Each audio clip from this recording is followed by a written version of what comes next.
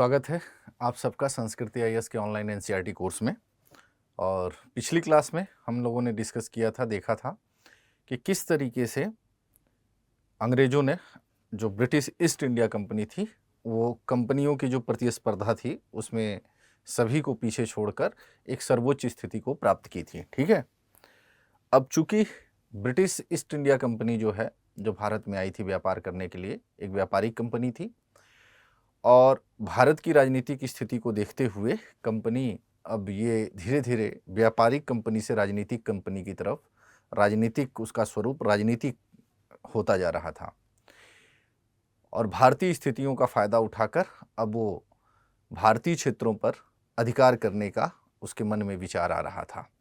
कुछ ऐसी परिस्थितियां भी उत्पन्न हुई जिससे कि ये आवश्यक हो गया कि ब्रिटिश कंपनी भारत में जो है अपना क्षेत्रीय प्रसार करे। ठीक है, तो सबसे पहले हम देखेंगे बंगाल और ये जानेंगे कि बंगाल पर ब्रिटिश नियंत्रण क्यों आवश्यक था और फिर किस तरीके से, मतलब किस प्रक्रिया का अनुसरण करते हुए ब्रिटिश ईस्ट इंडिया कंपनी ने बंगाल के क्षेत्र पर अपना प्रभुत्व स्थापित किया। सबसे पहले उन्होंने बंगाल को अपने अधीन बनाया। इसके बाद हम देखेंगे कि बंगाल के बाद मैसूर है। अवध के बारे में हमने पढ़ रखा है कि कुशासन के आधार पर डलहौजी ने आउटरम की जो रिपोर्ट थी उसी को आधार बनाते हुए कुशासन के आधार पर अवध का विलय ब्रिटिश भारत में कर लिया गया था। तो अब हम देखेंगे कि बंगाल, और बंगाल को वो अपने अधीन बनाएंगे। फिर मैसूर का क्षेत्र देखेंगे, तो मैसूर के बारे में पढ़ेंगे, देखेंगे कि मैसूर एक राज्य की स्थिति में कैसे पहुंचा। हैदर अली और टीपू सुल्तान, उनको पढ़ेंगे और फिर आंग्ल मैसूर युद्ध की चर्चा करेंगे। 4 युद्ध हुए अंग्रेज़ों से, मैसूर आंग्ल मैसूर युद्ध के नाम से जाने जाते हैं, उनको पढ़ेंगे, उनके कारण को पढ़ेंगे। तत्पश्चात देखेंगे कि अंतिम रूप से मैसूर का भी विलय या मैसूर को भी जो है ब्रिटिश भारत के अंतर्गत शामिल कर लिया जाता है। तो शुरू करते हैं बंगाल। ठीक है, तो अब यहाँ एक प्रश्न उठता है कि बंगाल पर नियंत्रण, तो बंगाल पर नियंत्रण क्यों? यहाँ पे एक प्रश्न आया कि बंगाल पर कंपनी अपना नियंत्रण क्यों करना चाहती थी और अगर नियंत्रण की तो नियंत्रण की प्रक्रिया क्या थी। तो यहाँ 2 मूलभूत प्रश्न हैं कि बंगाल पर नियंत्रण क्यों और नियंत्रण की प्रक्रिया क्या थी। तो देखिए, बंगाल का अपना एक सामरिक महत्व है। अगर भारत का मैप आप देखेंगे, मैप में बंगाल की स्थिति को देखेंगे, ठीक है, तो बे ऑफ बंगाल, बंगाल की खाड़ी जुड़ रहा है और ये समुद्री मार्ग भी प्रोवाइड कर रहा है, स्थल मार्ग से भारत के अन्य क्षेत्रों से जुड़ा हुआ है। तो बंगाल का अपना एक सामरिक महत्व है, समझ रहे हैं? मतलब यहाँ जल और स्थल दोनों मार्ग उपलब्ध हैं जो कि वाणिज्य व्यापार के भी अनुकूल हैं। बंगाल का जो ये क्षेत्र है वो अत्यधिक उपजाऊ क्षेत्र है, यानी यहाँ पे ब्रिटिश उद्योगों के लिए कच्चा माल भी उपलब्ध हो रहा है, साथ ही खाद्यान्न भी हो रहे हैं। तो दोनों की आवश्यकता बंगाल पूरा कर रहा है। उपजाऊ क्षेत्र होने के नाते वहाँ पे कच्चा माल की जूट वगैरह का उत्पादन हो रहा है, कच्चा माल भी हमें मिल जा रहा है, खाद्यान्न की भी उपलब्धता मिल जा रही है। तो अब ब्रिटिशर्स के मन में ये बात आई कि अगर हम बंगाल पे नियंत्रण कर लेते हैं तो बंगाल के इस उपजाऊ भूभाग का प्रयोग हम अपने लिए कर सकेंगे। एक, वहाँ हाईली टैक्सेशन करेंगे, भू राजस्व प्राप्त होगा, उसी भू राजस्व से हम अपना खर्च भी चलाएंगे और उसी भू राजस्व से हम भारतीय सामानों को भी खरीदेंगे और फिर हम उसे ब्रिटेन में बेच के, यूरोप में बेच के खूब मुनाफा कमाएंगे। ऐसा इनके मन में आया। तो उपजाऊ भूभाग है जो कि उन्हें आकर्षित किया। तो विशाल उपजाऊ भूभाग, खाद्यान्न और कच्चे माल की उत्पादन हो रहा है, तो वहाँ से इसकी पूर्ति हो जाएगी, खाद्यान्नों की भी पूर्ति हो जाएगी, कच्चे मालों की भी पूर्ति हो जाएगी। क्योंकि मैप में अगर आप ब्रिटेन की स्थिति को देखेंगे तो चारों तरफ समुद्र से घिरा हुआ एक क्षेत्र है ब्रिटेन, इसके चारों ओर समुद्र है। ठीक है, कृषि बहुत नहीं होती है और 18वीं सदी में आप देखेंगे कि ब्रिटेन के अंतर्गत औद्योगिक क्रांति भी होगी और औद्योगिक क्रांति जब होगी तो उद्योगों का मशीनीकरण हो जाएगा, अर्थात अब भारी मात्रा में उत्पादन होगा। तो जब भारी मात्रा में उत्पादन होगा तो हमें भारी मात्रा में कच्चे मालों की भी आवश्यकता होगी। इसी क्रम में ब्रिटेन द्वारा भारतीय क्षेत्रों को उपनिवेश के रूप में उपनिवेशीकरण किया गया। ठीक है, जल मार्ग और स्थल मार्ग की उपलब्धता है यहाँ पे। ठीक है, तो अगर मान लीजिए कहीं अन्य क्षेत्र में कोई विद्रोह होता है तो जल मार्ग से भी सेना पहुंचाई जा सकती है। व्यापार और सुरक्षा दोनों दृष्टिकोणों से महत्वपूर्ण है। ठीक है, व्यापारिक सामग्री भी पहुंच जाएगी, सेना भी पहुंचाई जा सकती है। जल और स्थल मार्ग से भारत के अन्य क्षेत्रों से जुड़ा हुआ क्षेत्र है। खनिज संसाधन की मौजूदगी, यानी प्रचुर मात्रा में यहाँ खनिज संसाधन भी पाए जा रहे हैं। तो मैंने कहा ना कि जब भी कोई देश किसी देश को अपना उपनिवेश बनाने की सोचता है, उसके मन में जब विचार आता है तो उसका उद्देश्य एक ही है, आर्थिक हितों की पूर्ति, अधिक से अधिक लाभ प्राप्त करना। और किसी भी देश के अंतर्गत 3 प्रकार के संसाधन होते हैं। एक है प्राकृतिक संसाधन, एक है भौतिक संसाधन और तीसरा है मानव संसाधन। ब्रिटेन द्वारा इन तीनों संसाधनों का अपने पक्ष में खूब प्रयोग किया गया। समझ रहे हैं, इन तीनों ही संसाधनों का अतिशय दोहन किया गया। समझ रहे हैं, और इन्हीं तीनों संसाधनों को दृष्टिगत रखते हुए, ध्यान में रखते हुए उन्होंने अपनी नीतियां भी बनाई। ठीक है, तो ये नियंत्रण के कारण बने कि बंगाल का उपजाऊ भूभाग, बंगाल का सामरिक महत्व, कच्चे माल और खाद्यान्न का उत्पादन हो रहा है बंगाल में, और स्थल जल मार्ग की उपलब्धता है। इस चीज को देखते हुए अंग्रेजों का मन जो है आया कि बंगाल पर नियंत्रण किया जाए। और राजनीतिक रूप से भी विखंडीकरण की स्थिति है। शासक इतने मजबूत नहीं है, मुगल सत्ता भी कमजोर है, बंगाल भी कमजोर है। ठीक है, इसका लाभ अंग्रेज लेंगे। तो नियंत्रण की प्रक्रिया में सबसे पहले हम देखेंगे प्लासी का एक युद्ध होता है 1757 में, और इसी प्लासी के युद्ध से स्थितियां बदल जाएंगी और बंगाल में वो दौर शुरू होगा जिसे नवीन चंद्र सेन ने दुख भरी रात कहा। बंगाल के एक कवि हैं नवीन चंद्र सेन, उन्होंने कहा कि अब जो है बंगाल में दुख भरी रात की शुरुआत हुई। 23 जून 1757 में प्लासी का युद्ध होगा। प्लासी का एक युद्ध नहीं, एक षड्यंत्र था, और वो उस षड्यंत्र में जो नवाब है, बंगाल का जो नवाब है, उसके खास लोग शामिल हैं जो अंग्रेज़ों के साथ मिलकर नवाब सिराजुद्दौला के अगेंस्ट में षड्यंत्र करते हैं, और जिसमें सिराजुद्दौला पराजित होगा। और फिर हम देखेंगे कि किस तरीके से बंगाल का दोहन किया जाएगा अंग्रेज़ों द्वारा। दूसरा एक महत्वपूर्ण युद्ध है बक्सर का युद्ध, जो 1764 में हुआ। जहां प्लासी का युद्ध एक षड्यंत्र था, बक्सर का युद्ध एक वास्तविक युद्ध था। मतलब बक्सर के युद्ध ने ब्रिटिश शक्ति और सत्ता दोनों को वैधानिकता प्रदान की। ये एक वास्तविक युद्ध था जिसमें एक तरफ आप देखेंगे कि अंग्रेज हैं और दूसरी तरफ देखेंगे कि मुगल बादशाह है, बंगाल का अपदस्थ नवाब मीर कासिम है और अवध का नवाब शुजाउद्दौला है। बड़ा ही निर्णायक युद्ध था, बक्सर में लड़ा गया, जो बिहार के पास में है, 1764 में। इस युद्ध में अंग्रेजों ने संयुक्त शक्ति को पराजित करके अपनी श्रेष्ठता स्थापित की। और फिर 1765 में इलाहाबाद की संधि होगी, 2 संधि होंगी, एक मुगल बादशाह के साथ की जाएगी और दूसरा अवध के नवाब के साथ की जाएगी। और इस तरीके से अब जो है कंपनी भारतीय क्षेत्र पे एक राजनीतिक शक्ति के रूप में स्थापित हो जाएगी। और आप देखेंगे कि इलाहाबाद की पहली संधि से ही कंपनी को बंगाल, बिहार, उड़ीसा का दीवानी अधिकार प्राप्त हो जाएगा। और अवध के साथ जो उन्होंने संधि की, तो अवध एक तरीके से आश्रित राज्य बन जाएगा, किसका? अंग्रेजों का। और अंग्रेजों के लिए अवध एक दुधारू गाय की तरह हो जाएगी। समझ रहे हैं? तो इस तरीके से ये स्थितियां बन रही हैं। तो पहले हम देखें कि किस तरीके से बंगाल में स्थितियां हैं। तो बंगाल में नियंत्रण की प्रक्रिया, तो पहले थोड़ा सा हम शासकों के बारे में समझ लें। 1700 में औरंगजेब की मृत्यु हुई, यहाँ तक मामला ठीक है। और औरंगजेब ने मुर्शीद कुली खां को बंगाल का दीवान बनाया। 1707 में, इस चीज को करेक्ट कर लीजिएगा, 1707 में औरंगजेब की मृत्यु हुई।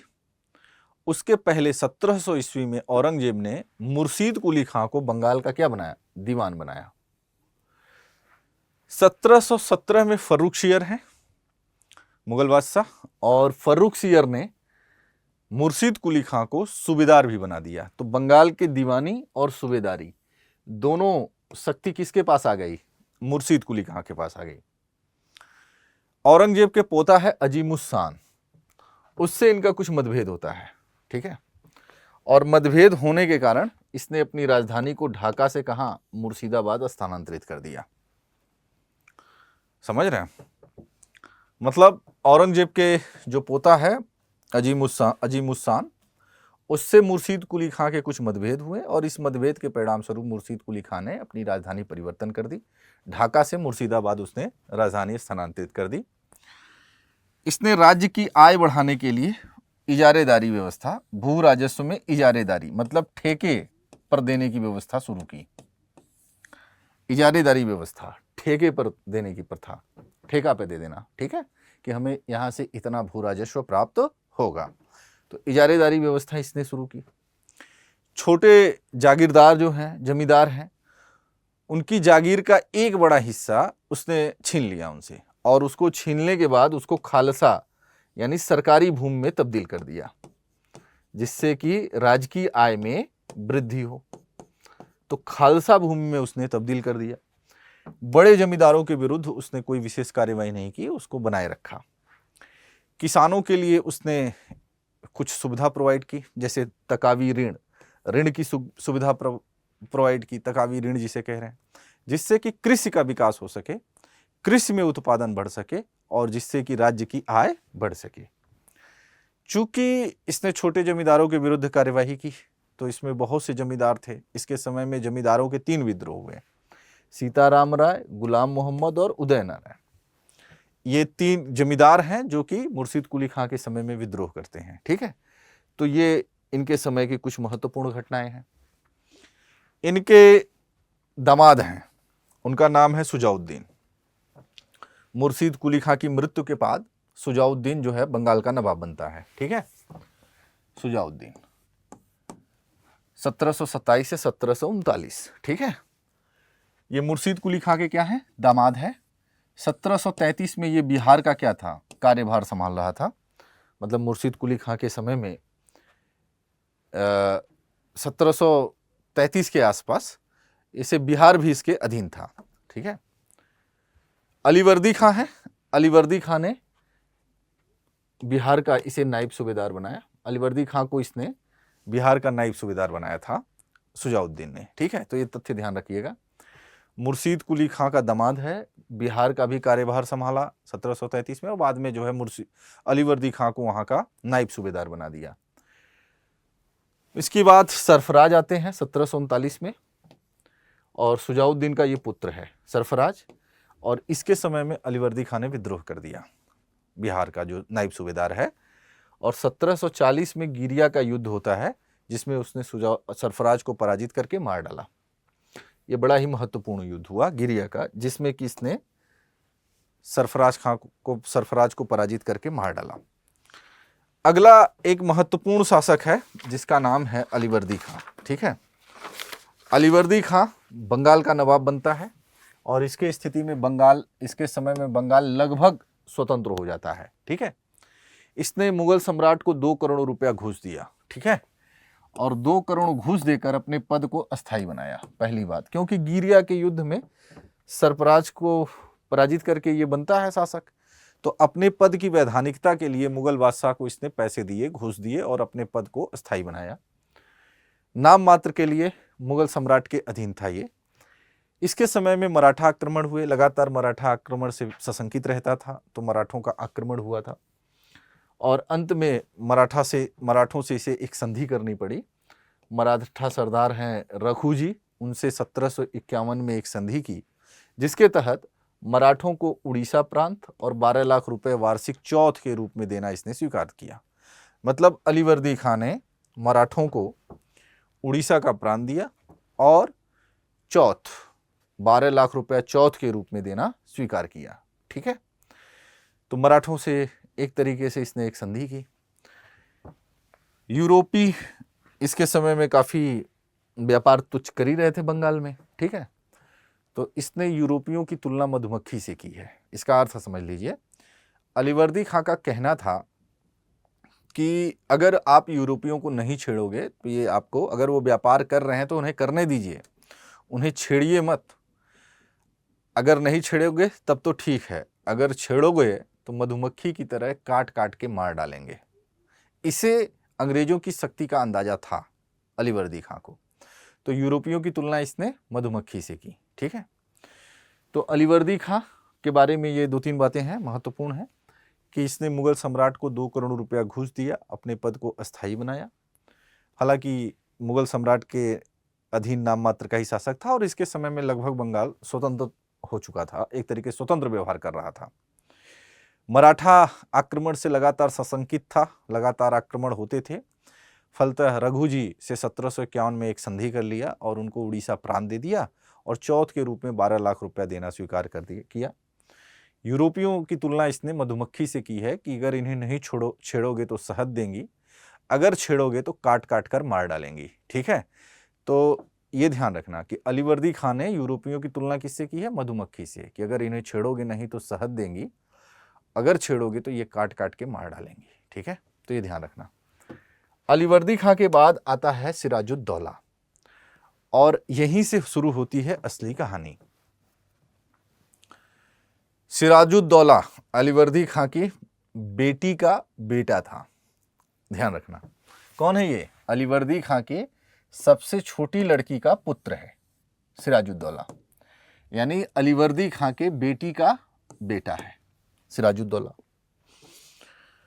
जब ये गद्दी पर बैठा तो उस समय इसके 3 शत्रु थे अलीवर्दी खां के। एक है पूर्णिया का नवाब है जिसका नाम है शौकत जंग। पूर्णिया का नवाब शौकत जंग इसका एक शत्रु है। दूसरा इसकी मौसी घसीटी बेगम। और तीसरा कौन शत्रु है? अंग्रेज, क्योंकि अंग्रेजों की भी नजर कहां है? बंगाल के इस उपजाऊ क्षेत्र पर है, जहां की शक्ति को आधार बनाकर, जहां के संसाधनों को अपने उपयोग में लाकर वो पूरा भारत विजय का सपना देख रहे थे, ठीक है। तो सिराजुद्दौला के कितने शत्रु हुए? 3। एक है पूर्णिया का नवाब जिसका नाम है शौकत जंग, दूसरा इसकी अपनी मौसी घसीटी बेगम, और तीसरा है अंग्रेज। ये 3 इसके शत्रु हैं। अब देखिए, मनिहारी 1756 में एक मनिहारी का युद्ध होता है। इस युद्ध में सिराजुद्दौला ने पूर्णिया के नवाब शौकत जंग को पराजित कर दिया। मनिहारी के युद्ध में सिराजुद्दौला ने पूर्णिया के नवाब शौकत जंग को परास्त कर दिया। तो एक शत्रु कम हुआ। अब एक महत्वपूर्ण शत्रु है अंग्रेज और घसीटी बेगम, ठीक है। तो उसी समय आप देखेंगे कि सप्तवर्षीय युद्ध शुरू हो चुका था और सप्तवर्षीय युद्ध के चलते ब्रिटिश अंग्रेजी कंपनी और फ्रांसीसी कंपनी, ये दोनों आपस में संघर्षरत हो गए। तृतीय कर्नाटिक वार, ध्यान करिएगा। सप्तवर्षीय युद्ध का विस्तार था भारत में,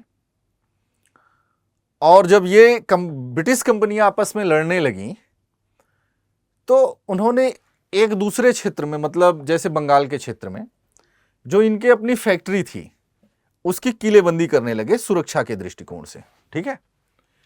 तो अपने अपने गोदामों, अपने अपने फैक्ट्री की किलेबंदी करना इनके द्वारा, ब्रिटिश और फ्रांसीसी दोनों द्वारा शुरू कर दिया गया। तो बंगाल में इन्होंने अपना किलेबंदी करना शुरू कर दिया। ये चूंकि इनके गोदाम किसके क्षेत्र के अंतर्गत आ रहे थे? सिराजुद्दौला बंगाल का नवाब है।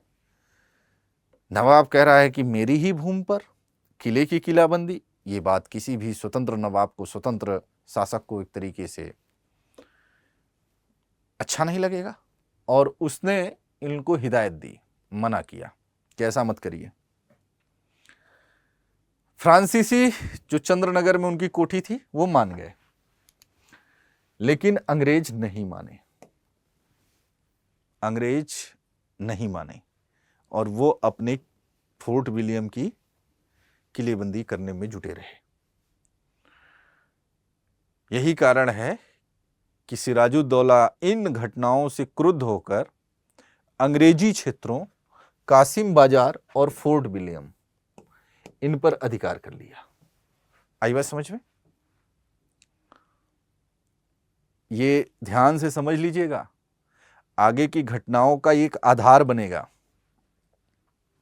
समझ रहे हैं कि अंग्रेज और फ्रांसीसी लड़ रहे हैं दक्षिण में, सप्तवर्षीय युद्ध शुरू हुआ। अन्य क्षेत्रों में, बंगाल में ये अपने अपने गोदामों की किलेबंदी शुरू कर दिए सुरक्षा के दृष्टि से, कि उन्हें लूट न लिया जाए, उन्हें समाप्त न कर दिया जाए। समझ रहे हैं? तो अपने अपने क्षेत्र की किलेबंदी शुरू कर दिए। सिराजुद्दौला ने उन्हें हिदायत दी, मना किया कि ऐसा मत करिए। फ्रांसीसी मान गए कि ठीक है हम नहीं करेंगे, अंग्रेज नहीं माने। अब इसी घटना से सिराजुद्दौला बड़ा नाराज हुआ। उसे डर भी लगता था, एक तो अपनी गद्दी का डर था और उसे पता था कि अंग्रेज जो है स्वाभाविक शत्रु हैं, इनसे तो किसी भी प्रकार का जो है वो नहीं, अंग्रेज माने भी नहीं। तो उसने तुरंत अंग्रेजी बस्तियां, अंग्रेजी जो क्षेत्र हैं कासिम बाजार और फोर्ट विलियम, उन पर अपना क्या किया, नियंत्रण स्थापित किया। ठीक है। अब कलकत्ता के पतन की सूचना जैसे मिलेगी, दक्षिण भारत मतलब कलकत्ता के जो पतन की घटना है या कलकत्ता पर जो उसके क्षेत्र हैं, ब्रिटिश क्षेत्र हैं, उस पर अधिकार की बात है, जैसे ही ये सूचना दक्षिण में पहुंचेगी उस समय क्लाइव है वो तुरंत एक्शन लेगा बंगाल के नवाब के विरुद्ध। और इसी के समय की एक महत्वपूर्ण घटना और है जिसे हम ब्लैक होल ट्रेजेडी कहते हैं। ब्लैक होल की घटना, समझ रहे हैं? 20 जून की बात है 1756, 20 जून 1756 की एक घटना है। और जो ये ब्लैक होल ट्रेजेडी है ना, इसका उल्लेख हालवेल ने किया है। बंगाल का गवर्नर भी था, हालवेल बना बाद में। तो ब्लैक होल ट्रेजेडी का उल्लेख एकमात्र हालवेल ने किया है। इसने कहा कि 20 जून 1756 की रात 146 अंग्रेजों को बंदी बनाया गया और उनको बंदी बनाकर एक कोठरी में, एक छोटे से कोठरी में बंद कर दिया गया, और जिसमें सुबह मात्र 23 लोग जिंदा बचे थे, जिसमें एक जिंदा बचा व्यक्ति हालवेल भी था। समझ रहे? ब्लैक होल ट्रेजेडी का उल्लेख करने वाला एकमात्र व्यक्ति है हालवेल। उसने कहा कि 20 जून 1756 की रात को 146 अंग्रेजों को बंदी बनाया गया और उनको एक कोठरी में बंद कर दिया गया। वो कोठरी इतनी छोटी, इतनी सकरी थी कि दम घुटने से 123 लोगों की उसमें मृत्यु हो गई और 23 लोग सुबह तक मात्र जिंदा बचे। जिंदा बचे व्यक्ति में एक व्यक्ति हालवेल भी था। समझ रहे हैं? तो ब्लैक होल ट्रेजेडी, तो इस तरीके से जो ये कलकत्ता के क्षेत्र का पतन हो रहा है, इसकी सूचना कहां पहुंची? दक्षिण। जैसे ही कलकत्ता के पतन की सूचना दक्षिण भारत पहुंची, मद्रास पहुंची, वैसे ही क्लाइव और वाटसन के नेतृत्व में एक सेना बंगाल पहुंची और यही जो है पलासी के युद्ध की पृष्ठभूमि निर्मित होने लगी। समझ रहे हैं? यानी कलकत्ता के पतन की सूचना जैसे ही मद्रास पहुंची, तुरंत क्लाइव और वाटसन के नेतृत्व में एक सेना कहां पहुंच गई? बंगाल। ठीक है। जैसे ही अंग्रेज बंगाल में पहुंचे सेना लेकर, नवाब और क्लाइव के बीच में एक संधि हुई जिसे हम अलीनगर की संधि कहते हैं। 9 फरवरी 1757 को अलीनगर की संधि हुई और इस संधि में जो अंग्रेजों के विशेषाधिकार थे वो बहाल कर दिए गए। जो 1717 में इन्हें जो कुछ विशेषाधिकार प्राप्त हुआ था, जो पुराने अधिकार बंगाल में इन्हें प्राप्त हुए थे, वो सब अलीनगर की संधि से बहाल हो चुके थे। ठीक है। अब चूंकि सप्तवर्षीय युद्ध शुरू हो चुका था, जिसमें यूरोप में ब्रिटेन और अंग्रेज और फ्रांसीसी एक दूसरे से संघर्षरत थे। भारत में भी तृतीय कर्नाटक युद्ध हो रहा था, संघर्षरत थे। और वैसे ही क्लाइव और वाटसन ने बंगाल के अंतर्गत स्थित फ्रांसीसी बस्ती चंद्रनगर, इस चंद्रनगर को जो फ्रांसीसियों के अधीन था, उसको जो है क्लाइव और वाटसन ने फ्रांसीसियों से क्या किया, छीन लिया। और जैसे ही इन्होंने छीना, इस घटना को जो बंगाल का नवाब था सिराजुद्दौला, उसने अलीनगर की संधि का क्या उल्लंघन माना। ठीक है, यहां तक बात समझ में आई कि नहीं। कलकत्ता का पतन हुआ और जैसे ही ये सूचना मद्रास पहुंची, वहां पे जो क्लाइव और वाटसन हैं, दो सेना के अधिकारी हैं, जो ब्रिटिश अधिकारी हैं, उनके नेतृत्व में एक सेना तुरंत बंगाल आई। और जैसे ही बंगाल पहुंची, वैसे ही 9 फरवरी 1757 को एक संधि होती है, जो बंगाल के नवाब सिराजुद्दौला और क्लाइव के बीच में होती है, जिसके तहत ये कहा गया कि जो अंग्रेजों के विशेषाधिकार बंगाल में थे पूर्व में, जो उन्हें प्राप्त थे, उनको बहाल कर दिया गया। लेकिन चूंकि सप्तवर्षीय युद्ध चल रहा था, फ्रांसीसी और अंग्रेज आपस में लड़ रहे थे, यूरोप में भी लड़ रहे थे, भारत में भी तृतीय कर्नाटक युद्ध चल रहा था, समझ रहे हैं। और ऐसी स्थिति में जो बंगाल में फ्रांसीसी बस्ती थी चंद्रनगर, उसको अंग्रेजों ने, क्लाइव और वाटसन ने फ्रांस से छीन लिया। जैसे ही छीना, सिराजुद्दौला ने कहा ये तो अलीनगर की संधि का उल्लंघन है, देखिए ये गलत बात है। जैसे ही उसने ये कहा, अब क्लाइव का दिमाग खटका और उसने नवाब के विरुद्ध षड्यंत्र रचना शुरू किया, समझ रहे। क्योंकि अभी भी कंपनी इतनी शक्तिशाली नहीं थी, क्योंकि दो मोर्चे पे उसे लड़ना पड़ रहा था, दक्षिण में भी संघर्षरत थी और यहां पे भी। तो क्लाइव का दिमाग खटका और उसने एक षड्यंत्र करना शुरू किया।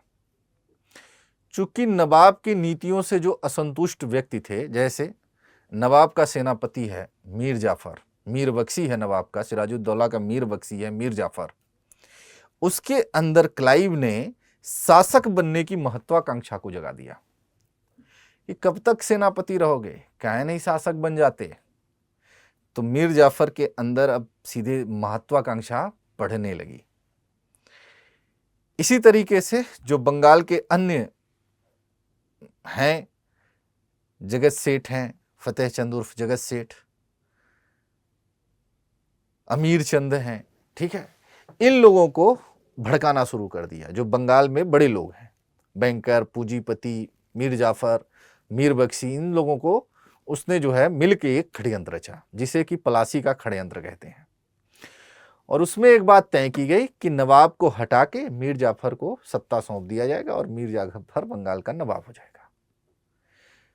और जिससे, चूंकि मीर जाफर को नवाब कौन बना रहा है, अंग्रेजी शक्ति, अंग्रेजी ताकत, तो वो चाहते थे कि मीर जाफर को बंगाल का नवाब बनाकर बंगाल का उपयोग अपने पक्ष में, अपने हितों में किया जाए, समझ रहे हैं। तो क्लाइव द्वारा एक षड्यंत्र रचा गया, जिसे कि हम पलासी का षड्यंत्र के नाम से जानते हैं, ठीक है। जिसमें शामिल कौन कौन था, तो मीर जाफर, ये है नवाब का सेनापति या नवाब का मीर बख्शी है सेनापति, ठीक है, मीर जाफर है। अमीर चंद हैं, ये पूंजीपति हैं। दुर्लभ राय दुर्लभ, ये दीवान हैं। मणिक चंद हैं, ये कलकत्ता के एक बैंकर हैं। और फतेह चंद उर्फ जगत सेठ, मोहम्मद शाह रंगीला ने फतेह चंद को जगत सेठ की उपाधि दी थी, ये एक सर्राफ हैं। ये लोग शामिल हैं किसमें, नवाब के विरुद्ध षड्यंत्र में। नवाब कौन है, सिराजुद्दौला के विरुद्ध षड्यंत्र में ये लोग शामिल हैं। और इसमें तय हुआ कि नवाब को हटा दिया जाए, ठीक है। अब देखिए आगे की घटना। अब देखिए तात्कालिक कारण, मतलब पलासी के युद्ध का। तो अंग्रेजों ने एक तरफ तो अंग्रेजों ने कहा, एक तरफ जो नवाब था सिराजुद्दौला, उसने जब अंग्रेजों ने चंद्रनगर को छीना तो उसे अलीगढ़ का उल्लंघन माना, तो तनाव की स्थिति तो आई गई थी नवाब से। तो अंग्रेजों ने क्या कहा कि नवाब पर दोषारोपण कर रहा है, अंग्रेजों ने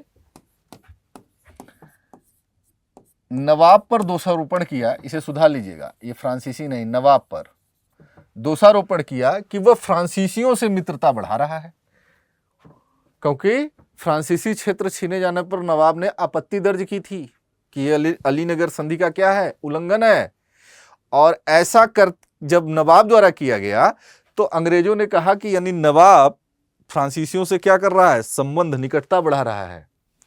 और फिर क्लाइव के नेतृत्व में एक सेना कहां पहुंच गई, प्लासी के मैदान में पहुंच गई।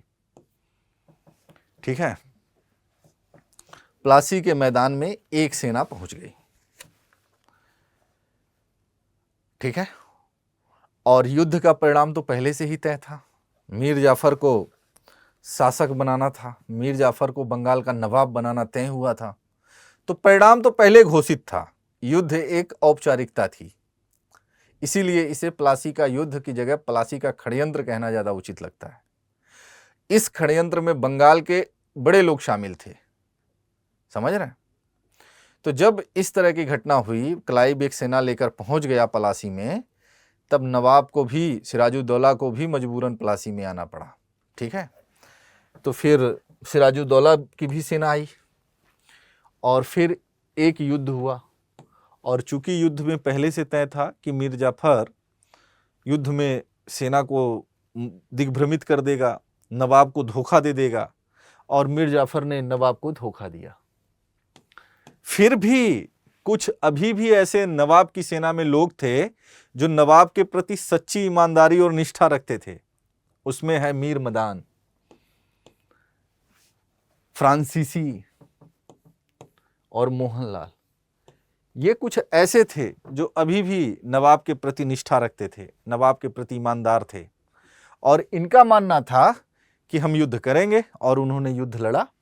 लेकिन युद्ध भूमि में मीर मदान मारा गया और अंततः अंग्रेज क्या हुए, विजयी हुए, क्योंकि अंग्रेजों के पास सैनिक भी थे, ताकत भी थी, प्रशिक्षित सेना थी, तोप थे, बारूद थे, अच्छे किस्म के युद्ध उपकरण भी थे। तो उनके आगे ये पिछड़ी और जो है युद्ध शैली टिक नहीं पाई, और फिर जो है अंग्रेज विजयी हुए।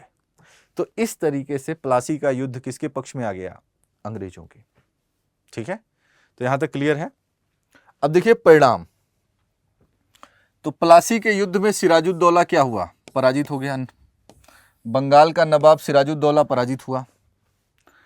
मीर जाफर जो नवाब का क्या था, मीर बख्शी, उसको बंगाल का नवाब बनाया गया। ठीक है, बंगाल का नवाब बना। बंगाल के एक कवि हैं, उनका नाम है नवीन चंद्र सेन। उन्होंने प्लासी के युद्ध के पश्चात कहा था कि भारत के लिए शाश्वत दुख की काली रात आरंभ हुआ। मतलब इस घटना के पश्चात, प्लासी में अंग्रेजों की विजय के पश्चात, भारत में शाश्वत, भारत के लिए शाश्वत दुख भरी, दुख की काली रात का शुभारंभ हुआ। शुभारंभ क्या, आरंभ हुआ। मतलब प्लासी विजय के पश्चात आप देखेंगे कि भारत का अतिशय शोषण हुआ, दुख भरी काली रात का आरंभ हुआ, जिसमें सब कुछ क्या था, अंग्रेजों के पक्ष में जाना था। ठीक है, तो अब देखिए मीर जाफर बन रहे हैं 1757 से 1760। तो जब मीर जाफर गद्दी पर बैठे तो ये कौन है, अंग्रेजों की कठपुतली नवाब है। इनको नवाब कौन बनाया है, अंग्रेज। अंग्रेजों की कृपा से ये नवाब बने, उनके साथ षड्यंत्र हुआ और उस षड्यंत्र में ये नवाब बने। तो अंग्रेजों के हाथ की कठपुतली हैं, अंग्रेज जितना कहेंगे उतना ये सुनेंगे, इन्हें करना पड़ेगा। अब चूंकि नवाब बने हैं तो कृतज्ञता भी तो है, अंग्रेजों के प्रति कृतज्ञता का भाव है। तो उनको खुश करने के लिए इन्होंने कंपनी को बंगाल, बिहार, उड़ीसा में मुक्त व्यापार का निर्विवाद अधिकार दे दिया, कर मुक्त व्यापार का। ठीक है, कि आप बंगाल, बिहार, उड़ीसा में कर मुक्त व्यापार करिए। ठीक है, मुक्त रूप से व्यापार करिए, साथ ही कलकत्ता के पास 24 परगना की जमींदारी भी दी मीर जाफर ने। ठीक है, तो कंपनी की कृतज्ञता से ग्रस्त मीर जाफर बंगाल, बिहार, उड़ीसा में मुक्त व्यापार की निर्विवाद रूप से व्यापार करने की छूट दे रहा है। साथ ही कलकत्ता के पास 24 परगना की जमींदारी भी किसको दे रहा है? कंपनी को। इस घटना से कंपनी के डायरेक्टर जो बैठे हुए हैं कहां? लंदन। भाई ईस्ट इंडिया कंपनी एक निजी कंपनी है। जब ये सूचना कंपनी के डायरेक्टरों के पास तक पहुंची तो वो खुशी के मारे फूले नहीं समा रहे, क्योंकि अभी क्या था, प्लासी के पहले क्या था? प्लासी के पहले जो कंपनी के व्यापारी हैं, कंपनी है, वो भारत से माल खरीद रही है, भारत को पैसा दे रही है। ठीक है, और उस माल को यूरोपीय बाजार में बेचकर वो मुनाफा कमा रही है। केवल यही चल रहा था, शुद्ध रूप से व्यापारी कंपनी। अब क्या स्थिति बन रही है? कंपनी के डायरेक्टर कह रहे हैं कि बंबई और मद्रास प्रेसिडेंसियों का भी बंगाल खर्च उठाए, मतलब इतना ज्यादा बंगाल से लिया जाए जिससे कि बंबई और मद्रास प्रेसिडेंसी के भी खर्च निकल जाएं और राजस्व से कंपनी के भारत से होने वाले पूरे निर्यात का माल खरीदे, और जो बंगाल से राजस्व प्राप्त हो उससे कंपनी के लिए जो माल बंगाल से खरीदा जा रहा है वो भी क्या हो, उसी से पूरी किया जाए, बंगाल के राजस्व से। समझ में आई बात? मतलब जब ये घटना घटी, अंग्रेजों का कठपुतली नवाब बना मीर जाफर, तो इसने खुश होकर कंपनी को बंगाल, बिहार, उड़ीसा में मुक्त व्यापार की अनुमति दी। साथ ही कलकत्ता के पास 24 परगना की जमींदारी भी बख्शी कि लो, ले जाओ। जब ये सूचना डायरेक्टरों को पता चली, ईस्ट इंडिया कंपनी के डायरेक्टरों को, तो उन्होंने कहा कि क्यों न इसको हम एक अवसर के रूप में तब्दील करें और बंगाल से जो आय हमें प्राप्त हो, जो हम ये सब ले रहे हैं, उसी से हम बंबई और मद्रास प्रेसिडेंसी का भी खर्चा निकाल लें और बंगाल से जो माल हम खरीद रहे हैं वो भी पैसा हमें अपने यहां से न देना पड़े, वहीं से हो जाए सेटलमेंट। तो अब कंपनी का क्या हुआ? जरूरतें बढ़ी, महत्वाकांक्षा बढ़ी।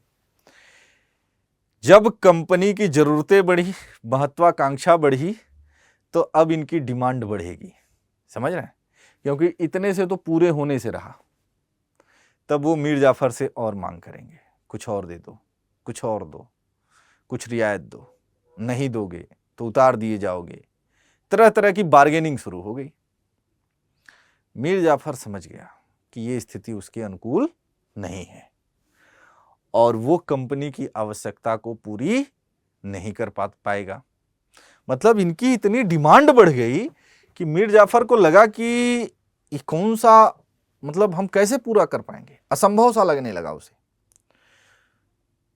तो जब कंपनी की मांगों को मीर जाफर पूरा नहीं कर पाएगा तो कंपनी क्या करेगी? मीर जाफर की आलोचना करनी शुरू कर देगी कि ठीक आदमी नहीं है, ठीक से शासन नहीं कर पा रहा, बेकार आदमी को मैंने चुना। ठीक है, और फिर इसके दामाद मीर कासिम के अंदर कंपनी क्या करेगी? महत्वाकांक्षा बढ़ाएगी। अब वो चाहेगी कि कोई एक ऐसा व्यक्ति इस शासन सत्ता पर बैठे, बंगाल का नवाब बने, जो कंपनी की जरूरतों को पूरा कर सके, जो कंपनी की आर्थिक हितों की पूर्ति कर सके। भाई मीर जाफर में ऐसा क्या रखा है? हटा देंगे, दूसरा बना देंगे। तो इसी का दामाद है मीर कासिम। तो जब लगातार इनकी डिमांड बढ़ी तो मीर जाफर को पता चल गया कि कंपनी और उसके अधिकारियों की मांगों को पूरा कर पाना संभव नहीं है। कंपनी के अधिकारी भी अपनी आशा उम्मीद जो लगा के बैठे थे पूरी न होने कारण मीर जाफर की आलोचना करने लगे। अंततः मीर जाफर ने अपने दामाद मीर कासिम के पक्ष में गद्दी क्या कर दी? छोड़ दी। उसने कहा कि नहीं, ये पॉसिबल नहीं हो पाएगा। फिर अगला शासक बनेगा मीर कासिम। 1760 से 1763, 1760 टू 1763। 1760 में जब मीर जाफर बंगाल की गद्दी पर बैठेगा, इसे कुछ इतिहासकारों, विशेषकर यूरोपीय इतिहासकार हैं, इस घटना को क्रांति कहते हैं कि बंगाल में एक क्रांति हुई। क्रांतिकार समझते हैं आप लोग? जैसे हमने पाषाण काल पढ़ा था तो मैंने बताया था कि 9 पाषाण काल को क्रांति कहा जाता है, क्रांति की संज्ञा दी जाती है। कुछ कुछ याद आया? क्रांति क्यों कहा गया था? क्योंकि मनुष्य खाद्य संग्राहक से खाद्य उत्पादक स्थिति में पहुंचा था। वैसे ही बंगाल में 1760 में जो सत्ता परिवर्तन देख रहे हैं, मीर जाफर की जगह मीर कासिम गद्दी पर बैठ रहा है, इसे कुछ इतिहासकारों ने क्रांति कहा कि ये क्रांति है। तो क्या ये क्रांति थी? ये तो षड्यंत्र था, ये तो सत्ता परिवर्तन था। भाई एक कठपुतली नवाब को हटा के दूसरी कठपुतली नवाब को बिठा दो, तो ये क्रांति से कह सकते हैं ना। क्रांति का अर्थ होता है कि जिसके तहत एक आमूलचूल परिवर्तन हो। जैसे मैंने जब 9 पाषाण काल में आपको कहा कि मनुष्य खाद्य संग्राहक से खाद्य उत्पादक स्थिति में पहुंचा, तो ये एक आमूलचूल परिवर्तन था। किसमें? सिस्टम में। अभी तक मनुष्य खाद्य का संग्रह करता था, वो शिकार करता था, पशुओं को मारता था और उन्हीं से अपनी क्षुधा तृप्ति करता था।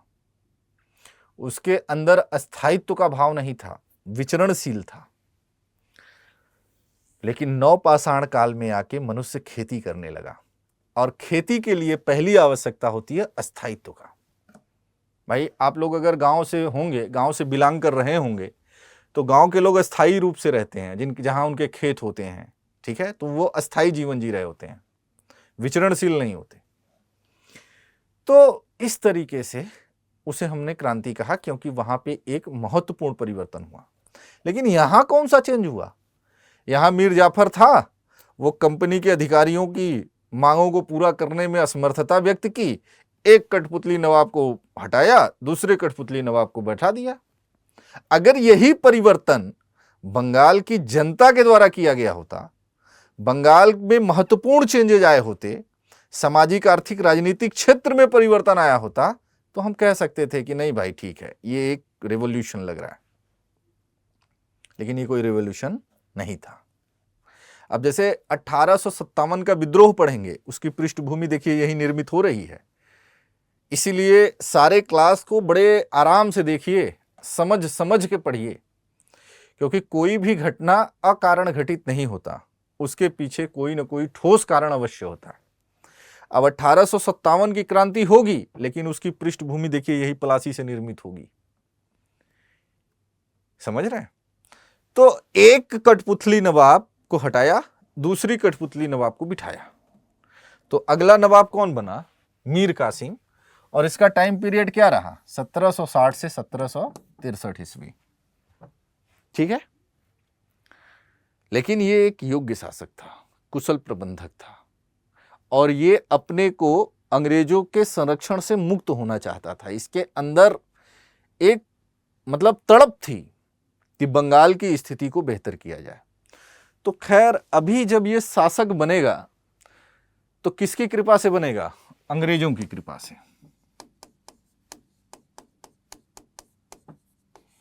अंग्रेजों की कृपा से ये शासक बना। मीर जाफर को हटा दिए और मीर कासिम को लाए, तो ये अंग्रेजों के सहयोग से नवाब बना बंगाल का। ठीक है।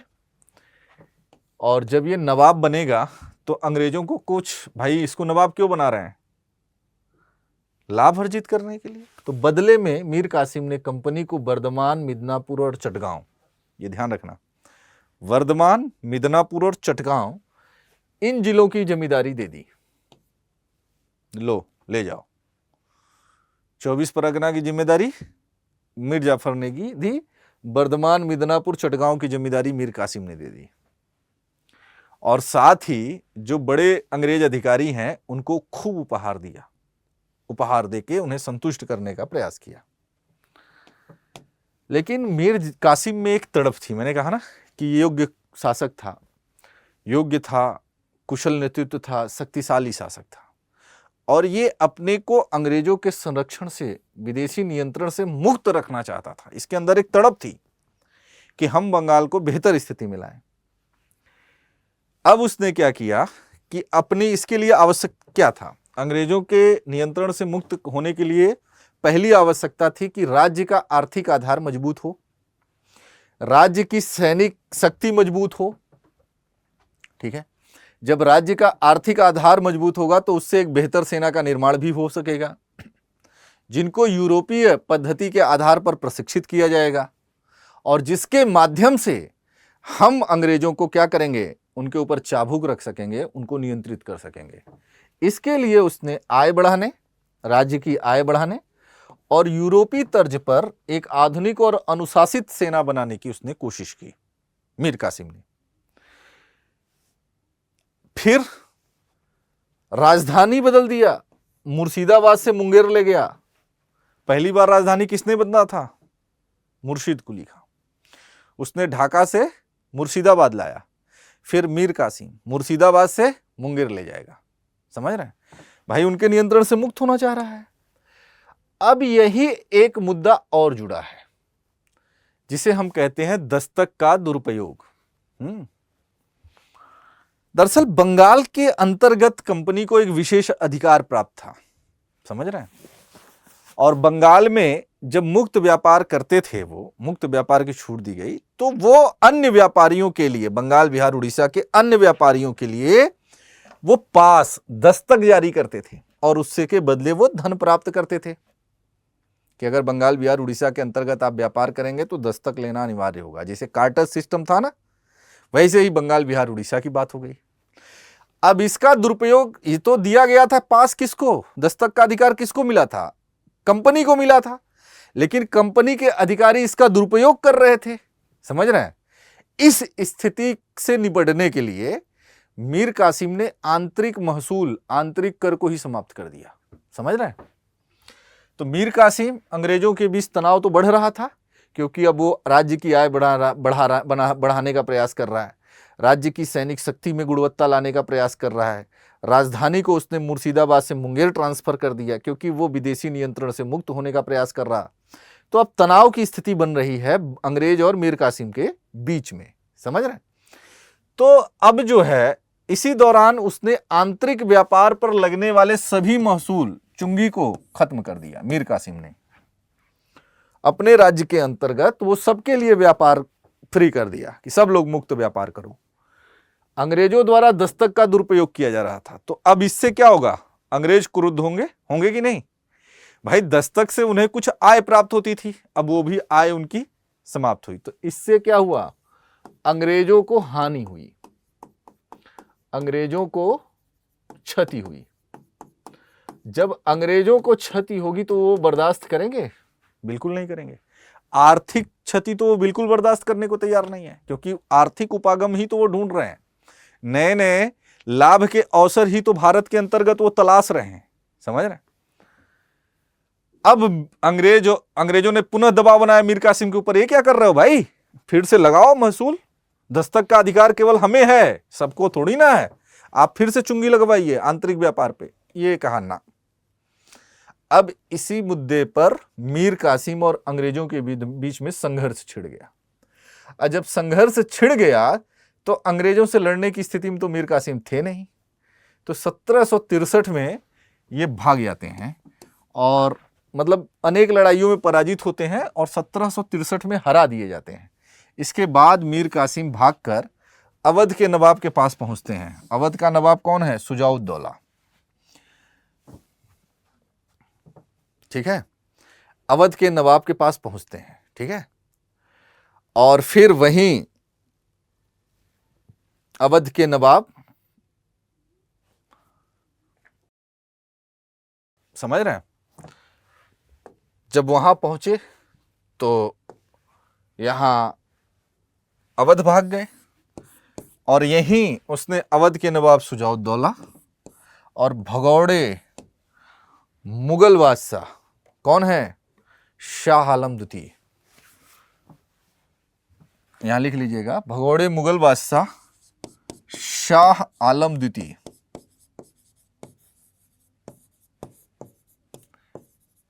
के साथ एक संधि करते हैं। ये लाइन हमें लग रहा है टाइपिंग मिस्टेक हो गया है, इसको आप जोड़ लीजिएगा। एक संधि करता है,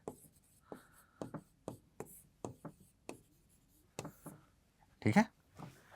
मीर कासिम 1763 में अंग्रेजों ने उन्हें पराजित कर दिया। अब वो भाग के कहां आया? अवध, जहां उसने अवध के नवाब सुजाउद्दौला और भगोड़े मुगल बादशाह शाह आलम द्वितीय के साथ एक संधि करता है। एक संयुक्त सैनिक का निर्माण किया जाएगा, जिसका प्रयोग किसके विरुद्ध होगा? अंग्रेजों के। समझ में आई बात? बंगाल का ये अपदस्थ नवाब, असंतुष्ट नवाब, भाग के कहां गया? अवध। और अवध के नवाब सुजाउद्दौला है और भगोड़ा मुगल बादशाह शाह आलम द्वितीय है। इन तीनों ने मिलकर एक संयुक्त सेना बनाई, एक संधि की, एक संयुक्त सेना का निर्माण किया। और इस सेना का प्रयोग किसके विरुद्ध किया जाना था? अंग्रेजों के। और इसी पृष्ठभूमि में आप देखेंगे कि 1764 में 22 अक्टूबर 1764 को बक्सर का युद्ध होता है। किसका युद्ध होगा? बक्सर का युद्ध 22 अक्टूबर 1764 को लड़ा गया, जिसमें अंग्रेज हैं और अंग्रेजों का नेतृत्व कौन कर रहा है? Hector Munro. ये ध्यान रखना, अक्सर पूछा जाता है। अंग्रेजों का नेतृत्व हेक्टर मुनरो कर रहे हैं। दूसरे तरफ कौन है? अवध का नवाब है सुजाउद्दौला, मुगल बादशाह है शाह आलम द्वितीय और बंगाल का अपदस्थ नवाब कौन है? मीर कासिम। इनकी संयुक्त सेना है, इनकी संयुक्त सेना है। दोनों पक्ष में बक्सर में एक युद्ध हुआ 22 अक्टूबर 1764 को, और इस युद्ध में अंग्रेज विजयी रहे और ये संयुक्त सेना क्या हो गई? पराजित हो गई।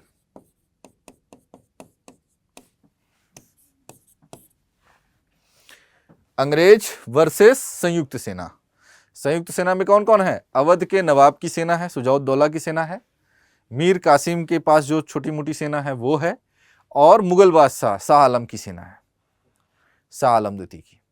संयुक्त सेना पराजित हो गई और अंग्रेजों की विजय हुई। और बक्सर का युद्ध क्या कर दिया?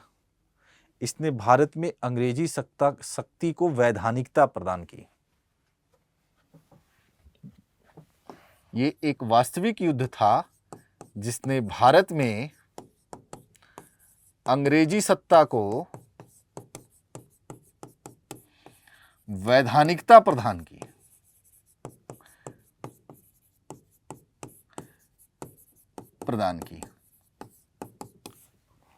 जहां एक तरफ आपने देखा कि प्लासी का एक युद्ध नहीं बल्कि षड्यंत्र था, उसे षड्यंत्र से जीता गया था, वहीं बक्सर का युद्ध एक वास्तविक युद्ध था, जिधर एक तरफ थे अंग्रेज और दूसरे तरफ थी भारत की उस समय की संयुक्त सेना। ठीक है, संयुक्त सेना पराजित हो गई और भारतीय इतिहास के सबसे निर्णायक युद्धों में से एक युद्ध था बक्सर। इसने भारतीय शक्तियों की संयुक्त सेना पर अंग्रेजी श्रेष्ठता को क्या किया? स्थापित किया। यानी बक्सर के युद्ध के पश्चात अंग्रेजी श्रेष्ठता स्थापित हुई बंगाल में।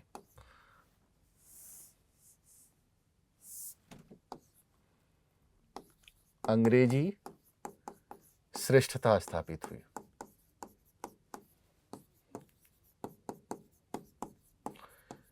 क्योंकि मुगल शासक भी पराजित हो रहा है, समझ रहे हैं?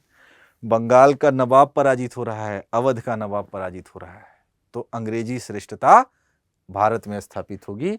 और इसने बक्सर के युद्ध ने कंपनी को वैधानिकता प्रदान की, क्योंकि ये एक वास्तविक युद्ध था। आई बात समझ में?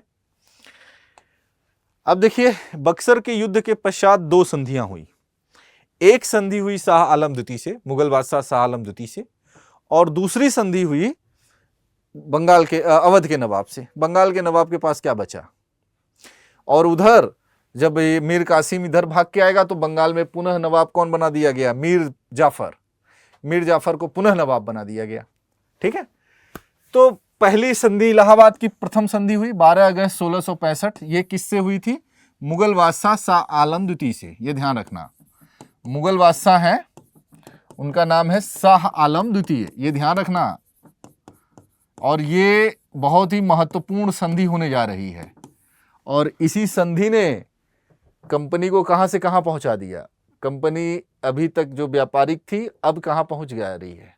एक राजनीतिक शक्ति के रूप में स्थापित हो रही है। और इस संधि में कंपनी को बंगाल, बिहार, उड़ीसा की दीवानी प्राप्त हो गई। यानी शाह आलम द्वितीय मुगल बादशाह ने कंपनी को बंगाल, बिहार, उड़ीसा की दीवानी दे दी। इलाहाबाद की संधि। मुगल सम्राट को 26 लाख प्रति वर्ष पेंशन दिए जाएंगे। यानी मुगल सम्राट क्या हो गया? पेंशन भोगी हो गया। अब वो जो है वास्तविक सत्ता किसके हाथ में पहुंच रही है? अंग्रेजों के पास। अब मुगल सम्राट भी, उनकी स्थिति क्षीण हो गई। 26 लाख का पेंशन दे दिया गया। अंग्रेजों को उत्तरी सरकार की जागीर दी। ठीक है, तो मुगल बादशाह के साथ पहली इलाहाबाद की संधि हुई। इलाहाबाद की जो दूसरी संधि थी वो अवध के नवाब शुजाउद्दौला से हुई, और इसके पश्चात जो अवध का क्षेत्र है वो कंपनी का आश्रित क्षेत्र बन जाएगा। और जो सहायक संधि की बात आती है, पहली बार सहायक संधि की झलक भी जो है संधि में देखने को मिलेगा। इसके अंतर्गत क्या कहा गया? तो युद्ध क्षति का हर्जाना अवध के ऊपर आरोपित किया गया। तो कंपनी को 50 लाख रुपए मिलेंगे। चुनार का दुर्ग प्राप्त हुआ। युद्ध क्षतिपूर्ति के रूप में अवध ने कंपनी को 50 लाख रुपया हर्जाना दिया, और चुनार का क्षेत्र भी दिया। चुनार उत्तर प्रदेश में है, तो चुनार का दुर्ग प्राप्त हुआ। चुनार का किला, 50 लाख रुपया ये प्राप्त हो रहा है। अवध में कर मुक्त व्यापार करने की सुविधा प्राप्त हो रही है। कर मुक्त व्यापार करने की सुविधा किसको? ब्रिटिश ईस्ट इंडिया कंपनी को। वो कंपनी जो व्यापार करने आई थी अब कैसी बन गई? एक राजनीतिक शक्ति के रूप में स्थापित हो रही है भारत के अंतर्गत। तीसरी महत्वपूर्ण बात, जैसे हम सहायक संधि कह रहे हैं कि ये एक सहायक संधि की तरह है, तो सहायक संधि में जो बातें कही गई उसमें से एक महत्वपूर्ण जो सहायक संधि का आधार होता था कि उस संबंधित क्षेत्र में सेना रखा जाता था, जो किसके खर्च पे होता था? उसी क्षेत्र के नवाब के, राजा के। तो अवध के नवाब के खर्च पर, यानी अवध की सुरक्षा के लिए अवध के नवाब के खर्च पर एक अंग्रेजी सेना, यहां सेना होगा, अवध में रखी जाएगी। आई बात समझ में? तो अवध में शुजाउद्दौला है, और शुजाउद्दौला से अवध की क्या होती है? इलाहाबाद की दूसरी संधि होती है।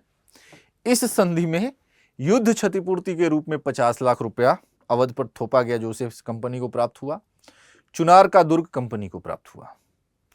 दूसरी महत्वपूर्ण बात इस संधि में क्या हुई कि अवध में कर मुक्त व्यापार करने की सुविधा कंपनी को प्राप्त हुई। और तीसरी महत्वपूर्ण बात थी इस संधि में कि अवध की सुरक्षा के लिए अवध के नवाब के खर्च पर एक अंग्रेजी सेना अवध में रखी जाएगी।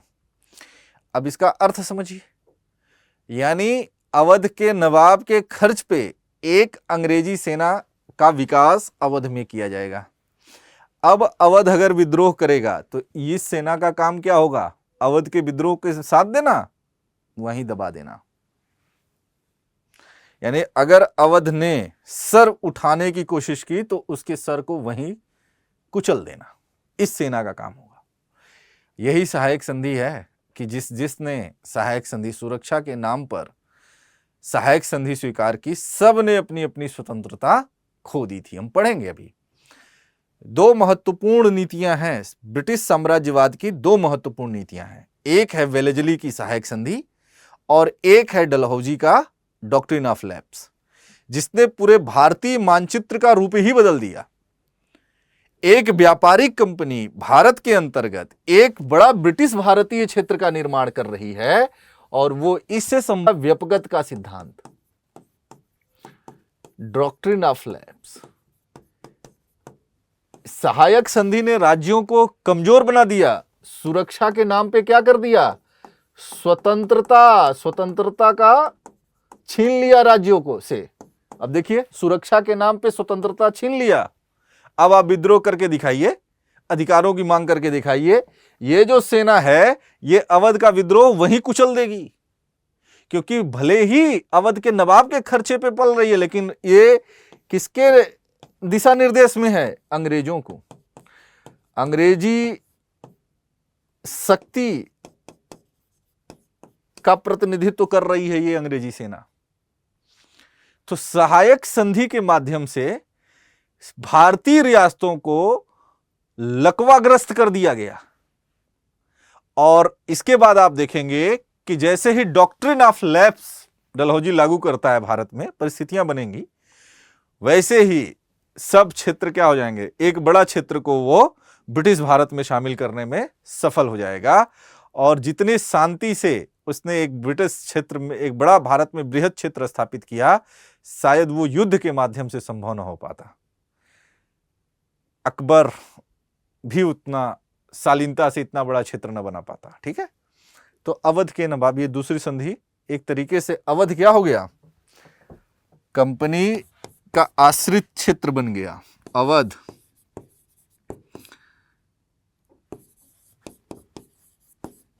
कंपनी पर आश्रित हो गया।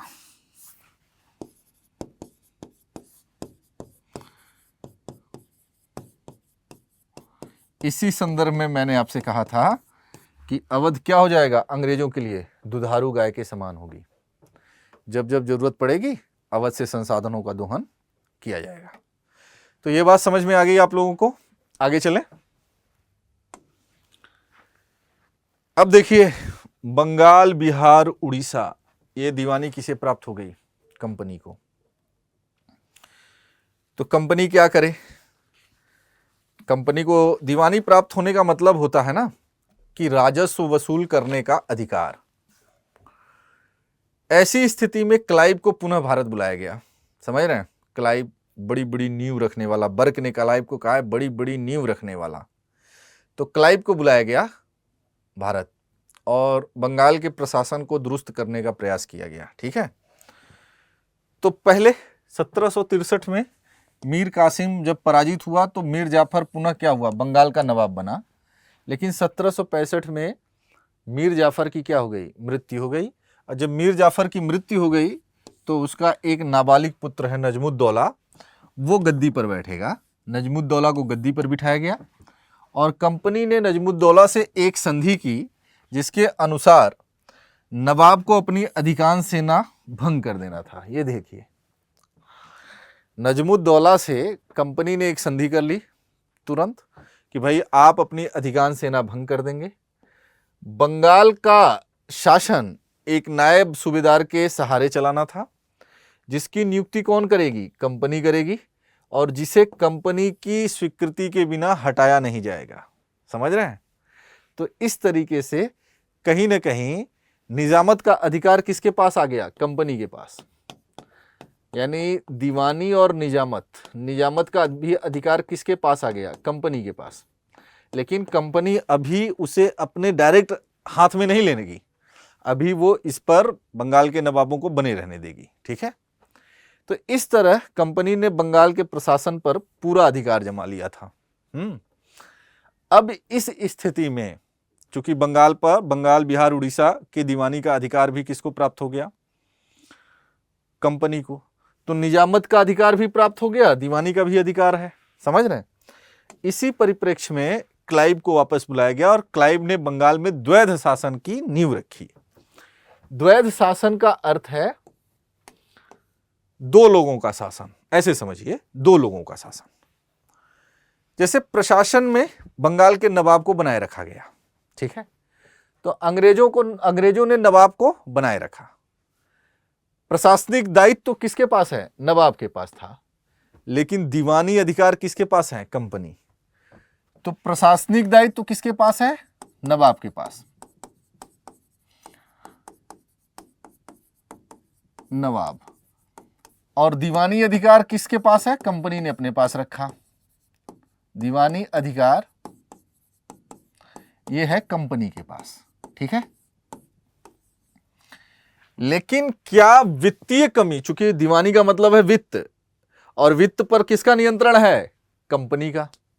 कंपनी अपने द्वारा नियुक्त लोगों से क्या कर रहा है, वित्त की वसूली कर रहा है। वो अपने जो लोगों को नियुक्त किया है वही क्या कर रहे हैं, वित्त को वसूल रहे हैं। दीवानी का अधिकार है, अपने लोगों से भू राजस्व वसूल रहा है। तो क्या वित्तीय कमी के कारण, पर्याप्त वित्तीय सुरक्षा के न होने पर प्रशासनिक दायित्वों की पूर्ति की जा सकेगी? नहीं। अब देखिए यहां एक और लाभ द्वैध शासन का, अंग्रेजों द्वारा अधिक से अधिक बंगाल का लूट किया जाएगा, अधिक से अधिक। और जब जनता विद्रोह करेगी तो जनता के विद्रोह को कहां मोड़ देंगे?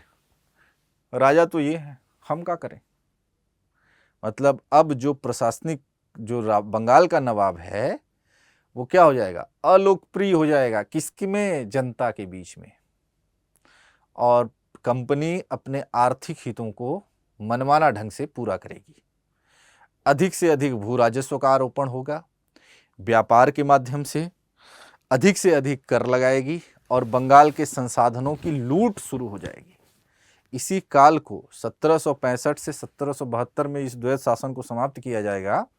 1765 से 1772 के काल को पर्सिवल स्पीयर ने बेशर्मी लूट का काल कहा है।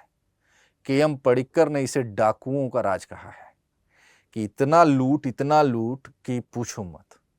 और आप देखेंगे कि किस तरीके से प्लासी से विजय के पश्चात भारत से एक बड़ी मात्रा में धन का निष्कासन प्रारंभ हुआ, क्योंकि जो इतनी बड़ी मात्रा, अब ब्रिटेन से जो पैसा आता था व्यापार के बदले वो भी बंद हो गया, और बल्कि भारत के संसाधनों से भारतीय वस्तुओं को, भारतीय धन को कहां भेजा जा रहा है? ब्रिटेन। और ब्रिटिश कंपनी से निवेश कर रही कि हम निवेश कर रहे हैं, समझ रहे हैं? तो अधिकार दायित्व किसके पास है? नवाब के पास। नवाब के पास केवल दायित्व है, अधिकार नहीं। अधिकार किसके पास है? कंपनी के पास। क्लाइव ने दीवानी कार्य हेतु बंगाल में मोहम्मद रजा खां को नियुक्त किया, बिहार में राजा सिताब राय को नियुक्त किया और उड़ीसा में राय दुर्लभ को नियुक्त किया। ठीक है, बंगाल, बिहार, उड़ीसा की दीवानी के लिए कंपनी ने 3 अधिकारियों को नियुक्त किया, जिसमें बंगाल में मोहम्मद रजा खां, बिहार में राजा सिताब राय और उड़ीसा में राय दुर्लभ को नियुक्त किया। जो कि राय दुर्लभ था ना षड्यंत्रों में शामिल, प्लासी षड्यंत्र में शामिल था, दीवान था बंगाल का, उसे जो है उड़ीसा भेज दिया गया। आई बात समझ में?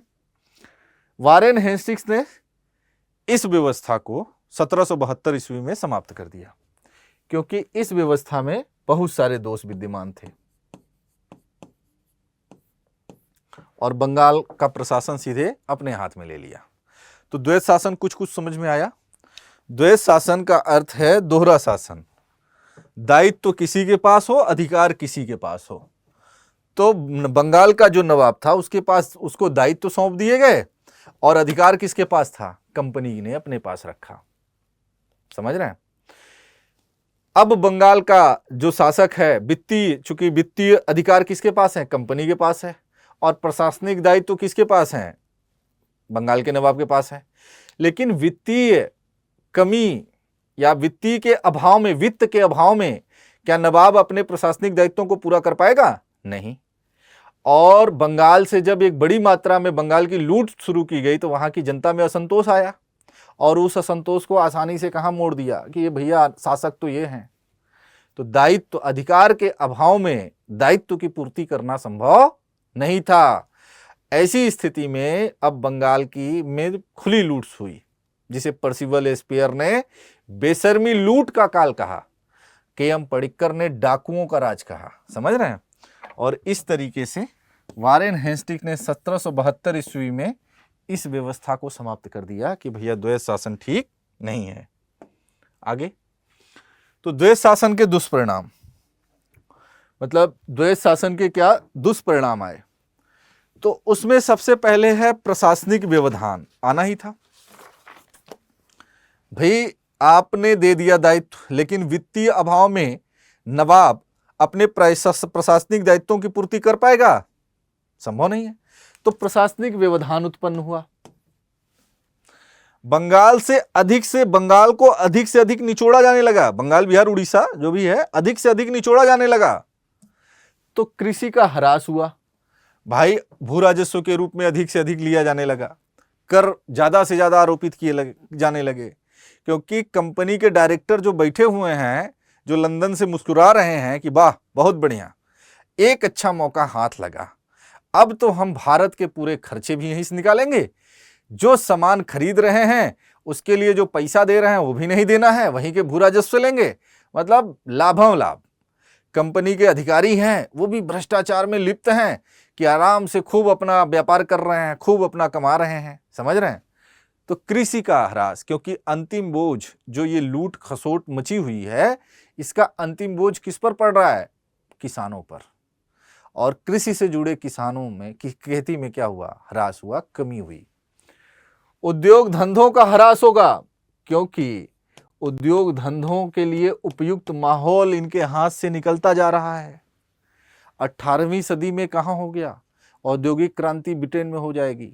अब ब्रिटेन में मशीनीकरण आ जाएगा, मशीनों से वस्तुओं का उत्पादन किया जाएगा और भारतीय व्यापार पर हर तरह के अंकुश आरोपित किए जाएंगे।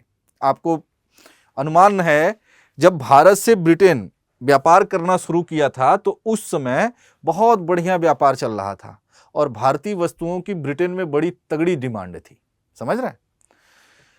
हर तरह के प्रतिबंध आरोपित किए जाने लगे भारतीय वस्तुओं पे, भारतीय वस्त्रों पर, इनके सूती वस्त्रों पर, इनके हर तरह के प्रोडक्ट पर प्रतिबंध आरोपित किए जाए, जिससे कि यूरोपीय ब्रिटेन के व्यापार को प्रोत्साहन मिले। समझ रहे हैं? बावजूद स्थिति ठीक थी। एक घटना है जो एनसीईआरटी में विपिन चंद्रा सर ने लिखी है कि एक महिला के पास एक भारतीय रुमाल पाई गई, भारतीय रुमाल, तो उस पे 200 पाउंड का जुर्माना ठोक दिया गया। ये स्थिति थी, ताकि लोग हतोत्साहित हों भारतीय वस्तुओं को खरीदने के लिए। समझ रहे हैं? तो भारत में क्या होगा? अब भारत से जब अधिक से अधिक निचोड़ा जाएगा, अब मशीनें से बने कपड़े, भारतीय यहां हाथ से बने कपड़े, तो हस्तशिल्प उद्योगों का पतन हो जाएगा। और जब ये हस्तशिल्प उद्योगों का पतन होगा तो ये भाग जाएंगे कहां? शहर से गांवों की तरफ चले जाएंगे, खेती करने लगेंगे, बेरोजगार हो जाएंगे, खेती पर इनकी निर्भरता बढ़ जाएगी। और खेती ऑलरेडी देख रहे हैं, कृषि का ह्रास, इनकी स्थिति दयनीय हो जाएगी। इसी संदर्भ में हम पढ़ेंगे हस्तशिल्पों का विनाश। तो इसी संदर्भ में जो है, किसी एक इतिहासकार ने कहा है कि भारतीय जुलाहों की जो हड्डियां थी वो मैदानों में बिखर गई, मर गए।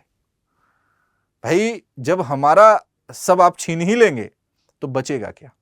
और कंपनी का एक ही उद्देश्य था, क्योंकि ये कंपनी है, ये व्यापार कर रही है, ये मुनाफा से प्रेरित है, इसे कुछ भी लेना देना नहीं है। इसका है अपने आर्थिक हितों को पूरा करना।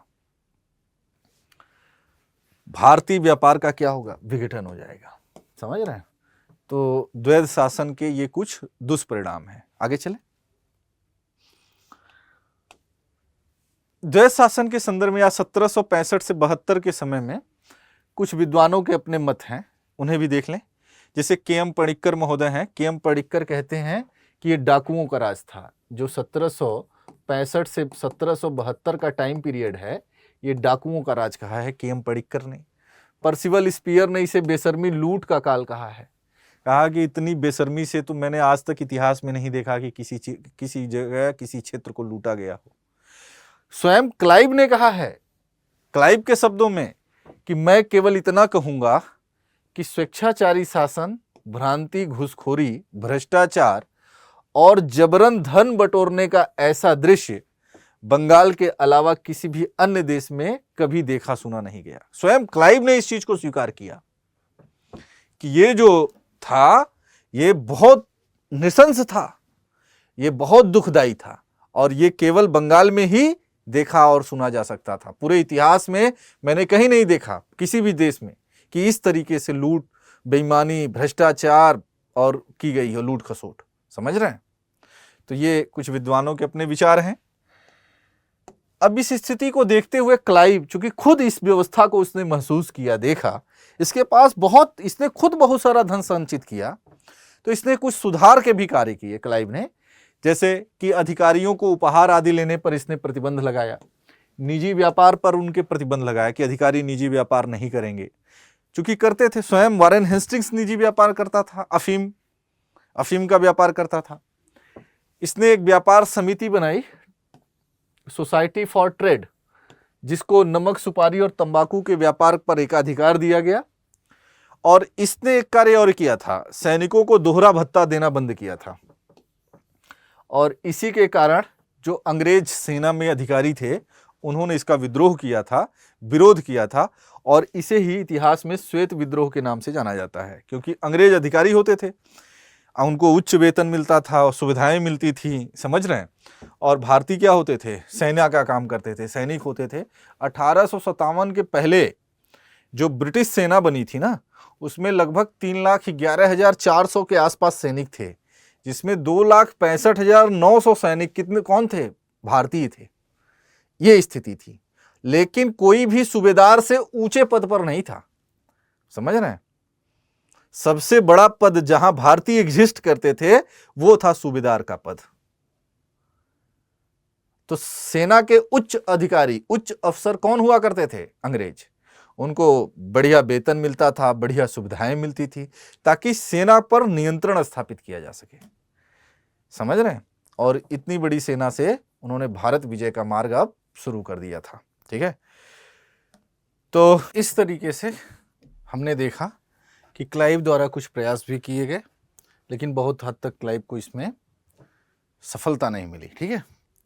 अब आगे एक दूसरा महत्वपूर्ण क्षेत्र है मैसूर, यानी बंगाल पे। तो हमने देख लिया कि किस तरीके से ब्रिटिश नियंत्रण स्थापित हुआ, और फिर बंगाल के संसाधनों का प्रयोग करके उन्होंने अन्य क्षेत्रों पर नियंत्रण स्थापित करने का प्रयास शुरू किया। इसी क्रम में जो अगला एक महत्वपूर्ण क्षेत्र है वो है मैसूर, ठीक है।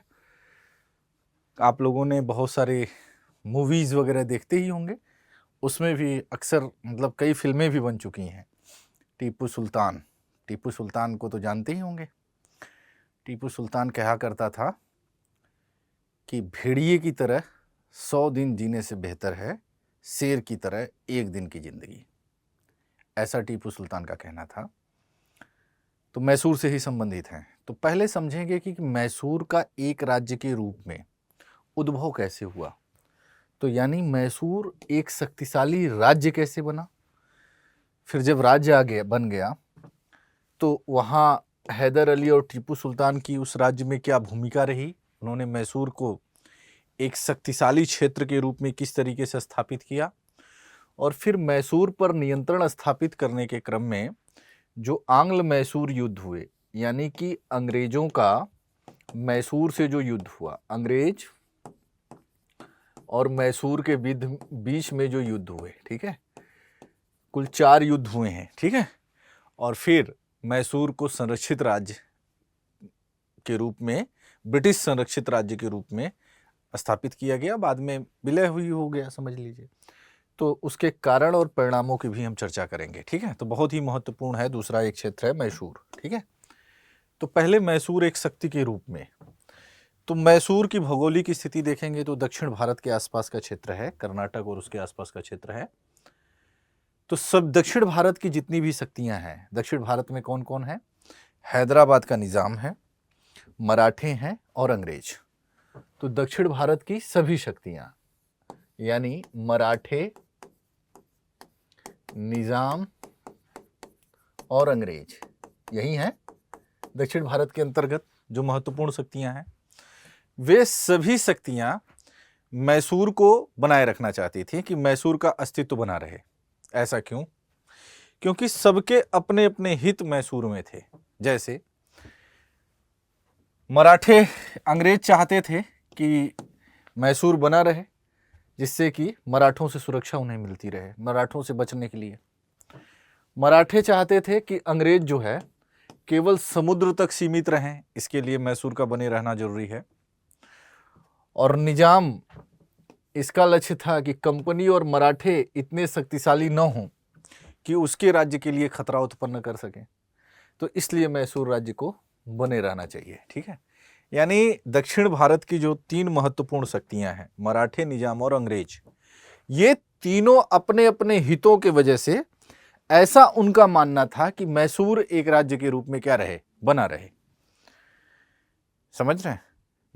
अंग्रेज मराठों से चाहते थे, उलझना नहीं चाहते थे, तो सोचे कि मैसूर बना रहे एक बफर स्टेट के रूप में। मराठे भी चाहते थे कि अंग्रेज समुद्री क्षेत्रों तक ही सीमित रहें, ठीक है। और हैदराबाद का निजाम चाहता था कि मैसूर बना रहे, क्योंकि अंग्रेज और मराठे इतने शक्तिशाली न हो जाएं कि उसके राज्य के लिए खतरा उत्पन्न कर सकें। तो वो अपने राज्य की सुरक्षा के लिए, ऐसा उसका मानना था कि मैसूर को बना रहना चाहिए। तो इन्हीं परिस्थितियों में जो है हैदर अली मैसूर को एक शक्तिशाली राज्य के रूप में संगठित करता है। अब हैदर अली के बारे में हम जान लें थोड़ा सा। तो इनका जन्म हुआ था 1721 में मैसूर राज्य के कोलार जिले के बूदीकोट नामक स्थान पर। ठीक है, यानी मैसूर में कोलार जिला के बूदीकोट नामक स्थान पे, कोलार कोयले सोने की खान के लिए फेमस है कोलार, वहीं बूदीकोट में इनका जन्म हुआ। अपना जो इन्होंने जीवन शुरू किया वो मैसूर के नाम मात्र के राजा हैं चिक्का कृष्णराज। इनके समय वित्त मंत्री हैं नंदराज। इन्हीं के यहाँ इन्होंने नौकरी करके अपने कैरियर की शुरुआत की। ठीक है, फिर चूंकि मैसूर को अलग अलग कारणों से दक्षिण भारत की सभी शक्तियां मैसूर को बनाए रखना चाहती थीं, इन्हीं परिस्थितियों में 1761 ईस्वी में हैदर अली मैसूर की सत्ता को अपने हाथ में ले लेता है। समझ रहे? मैसूर का उपजाऊ क्षेत्र, प्राकृतिक संसाधनों की बहुलता, चंदन की लकड़ी, हाथी दांत के व्यापार, इन सब से क्या हुआ, मैसूर की राजकोषीय वित्तीय स्थिति बेहतर हुई। समझ रहे हैं? और फिर हैदर अली ने एक सक्षम शासन प्रणाली मैसूर के अंतर्गत स्थापित किया। यूरोपियों के सहयोग से, मतलब विशेषकर फ्रांसीसियों के सहयोग से, उसने डिंडीगुल में आधुनिक शस्त्रागार की स्थापना की। यूरोपीय पद्धति से उसने सेना को प्रशिक्षित किया और कर प्रणाली को बेहतर करके मैसूर को एक वित्तीय प्रशासनिक आधार प्रदान किया। तो क्लियर है हैदर अली? हैदर अली का जन्म कहाँ हुआ? कोलार, मैसूर के कोलार के बूदीकोट में। ठीक है, उन्होंने विभिन्न कारणों से, चूंकि दक्षिण भारत की सभी शक्तियां चाहती थी कि मैसूर बना रहे, तो वहाँ का मैसूर का जो राजा था चिक्का कृष्णराज, उसका जो वित्त मंत्री था नंदराज, उनके यहाँ सेवा से शुरू की और फिर धीरे धीरे 1761 में मैसूर पर अपना आधिपत्य स्थापित कर लेता है। मैसूर का अगर देखें, भौगोलिक क्षेत्र उपजाऊ क्षेत्र है, प्राकृतिक संसाधनों से युक्त क्षेत्र है। अब जैसे कोलार, कोलार सोने की खान के लिए प्रसिद्ध है, चंदन की लकड़ी पाई जा रही है, हाथी दांत के काम हो रहे हैं। तो इससे मैसूर की राजकोषीय वित्तीय स्थिति बेहतर हुई और इस वित्तीय स्थिति के माध्यम से हैदर अली ने एक सक्षम शासन प्रणाली स्थापित की, सेना को प्रशिक्षित किया, आधुनिक शस्त्रागार, डिंडीगुल में उसने आधुनिक शस्त्रागार की स्थापना की और यूरोपीय पद्धति से सेना के प्रशिक्षण को भी जो है प्रशिक्षित किया, जिससे कि उसकी शासन प्रणाली बेहतर हो सके। तो एक मजबूत दक्षिण भारत के अंतर्गत एक मजबूत जो है राज्य के रूप में मैसूर की स्थापना हैदर अली द्वारा की गई। ठीक है, हैदर के बाद टीपू आता है और टीपू ने 1782 से 1799 है इनका टाइम पीरियड। इसने माना, टीपू का मानना था कि आर्थिक शक्ति सैनिक शक्ति का आधार होती है। यानी अगर आर्थिक रूप से आप मजबूत हैं तभी एक मजबूत सेना को आप निर्मित कर सकते हैं। तो इसने क्या किया कि कुछ महत्वपूर्ण कार्य किए। पहले आर्थिक स्थिति बेहतर करने का प्रयास किया और फिर उसी के पैरेलल इसने सैनिक शक्ति को भी बेहतर करने का प्रयास किया। टीपू कहता था ना कि भेड़ की तरह 100 दिन जीने से अच्छा है शेर की तरह एक दिन जीना। ठीक है, तो इसने व्यापार पर बल दिया। विभिन्न देशों में इसने दूत मंडल भेजे, व्यापारिक गतिविधियों को तीव्र करने के लिए बहुत सारे देशों में इसने दूत मंडल भेजे। श्रीरंगपट्टनम में अपनी राजधानी बनाई। टीपू की राजधानी थी श्रीरंगपट्टनम और फ्रांसीसी क्रांति से प्रेरित था, क्योंकि 1789 में फ्रांस की क्रांति भी होती है। तो फ्रांसीसी क्रांति से ये प्रभावित हुआ और वहां जैकोबियन दल का सदस्य भी बना। तो फ्रांसीसी क्रांति से प्रभावित था, जैकोबियन दल का सदस्य बना। साथ ही उसने स्वतंत्रता का वृक्ष लगाया, क्योंकि फ्रांसीसी क्रांति में स्वतंत्रता, समानता और बंधुत्व का नारा दिया गया था। स्वतंत्रता, समानता और बंधुत्व का नारा दिया गया था फ्रांसीसी क्रांति में। ठीक है, फ्रांसीसी क्रांति के दौरान स्वतंत्रता, समानता और बंधुत्व का नारा दिया था। हम वर्ल्ड हिस्ट्री पढ़ेंगे, जब एनसीईआरटी में वर्ल्ड हिस्ट्री पढ़ाएंगे आप लोगों को ना, तो ये सारी चीजें वहां भी आएंगी एक बार। ठीक है, तो फ्रांसीसी रिवॉल्यूशन बहुत ही महत्वपूर्ण रिवॉल्यूशन था यूरोप में, और इससे आधुनिक मूल्यों का प्रसार हुआ यूरोप के अंतर्गत। और फ्रांसीसी क्रांति के संदर्भ में कहा जाता है कि फ्रांसीसी क्रांति गरीबी के कारण नहीं, समृद्धि के कारण हुई थी। फ्रांसीसी क्रांति स्वतंत्रता के लिए नहीं बल्कि समानता के लिए लड़ी गई थी। तो इसने नारा दिया, स्वतंत्रता, समानता और बंधुत्व का नारा दिया। तो टीपू चूंकि फ्रांसीसी क्रांति से प्रभावित था तो वहां के जैकोबियन दल का सदस्य बना और स्वतंत्रता का वृक्ष लगाया। ठीक है। श्रृंगेरी के पुरोहित की प्रार्थना पर शारदा देवी की मूर्ति की भी स्थापना की, मतलब धार्मिक सहिष्णुता को दर्शा रहा है। चूंकि ये मुस्लिम धर्म को मानने वाले हैं, लेकिन ये धार्मिक सहिष्णुता को दिखा रहा है कि शारदा मंदिर देवी की मूर्ति की स्थापना के लिए उसने धन दिया। ठीक है। टीपू ने पालकी के इस्तेमाल को समाप्त कर दिया था, बंद कर दिया था। इसका इस्तेमाल केवल महिलाओं और दिव्यांगों के लिए किया जाए। टीपू की प्रशासनिक व्यवस्था निरंकुश थी, वह सभी शक्तियों का उपयोग कर रहा था। उसके राज्य में प्रमुख विभाग थे जिनमें राजस्व, सैन्य, समुद्र विभाग, व्यापार विभाग, ये सब उसके राज्य में प्रमुख विभाग थे।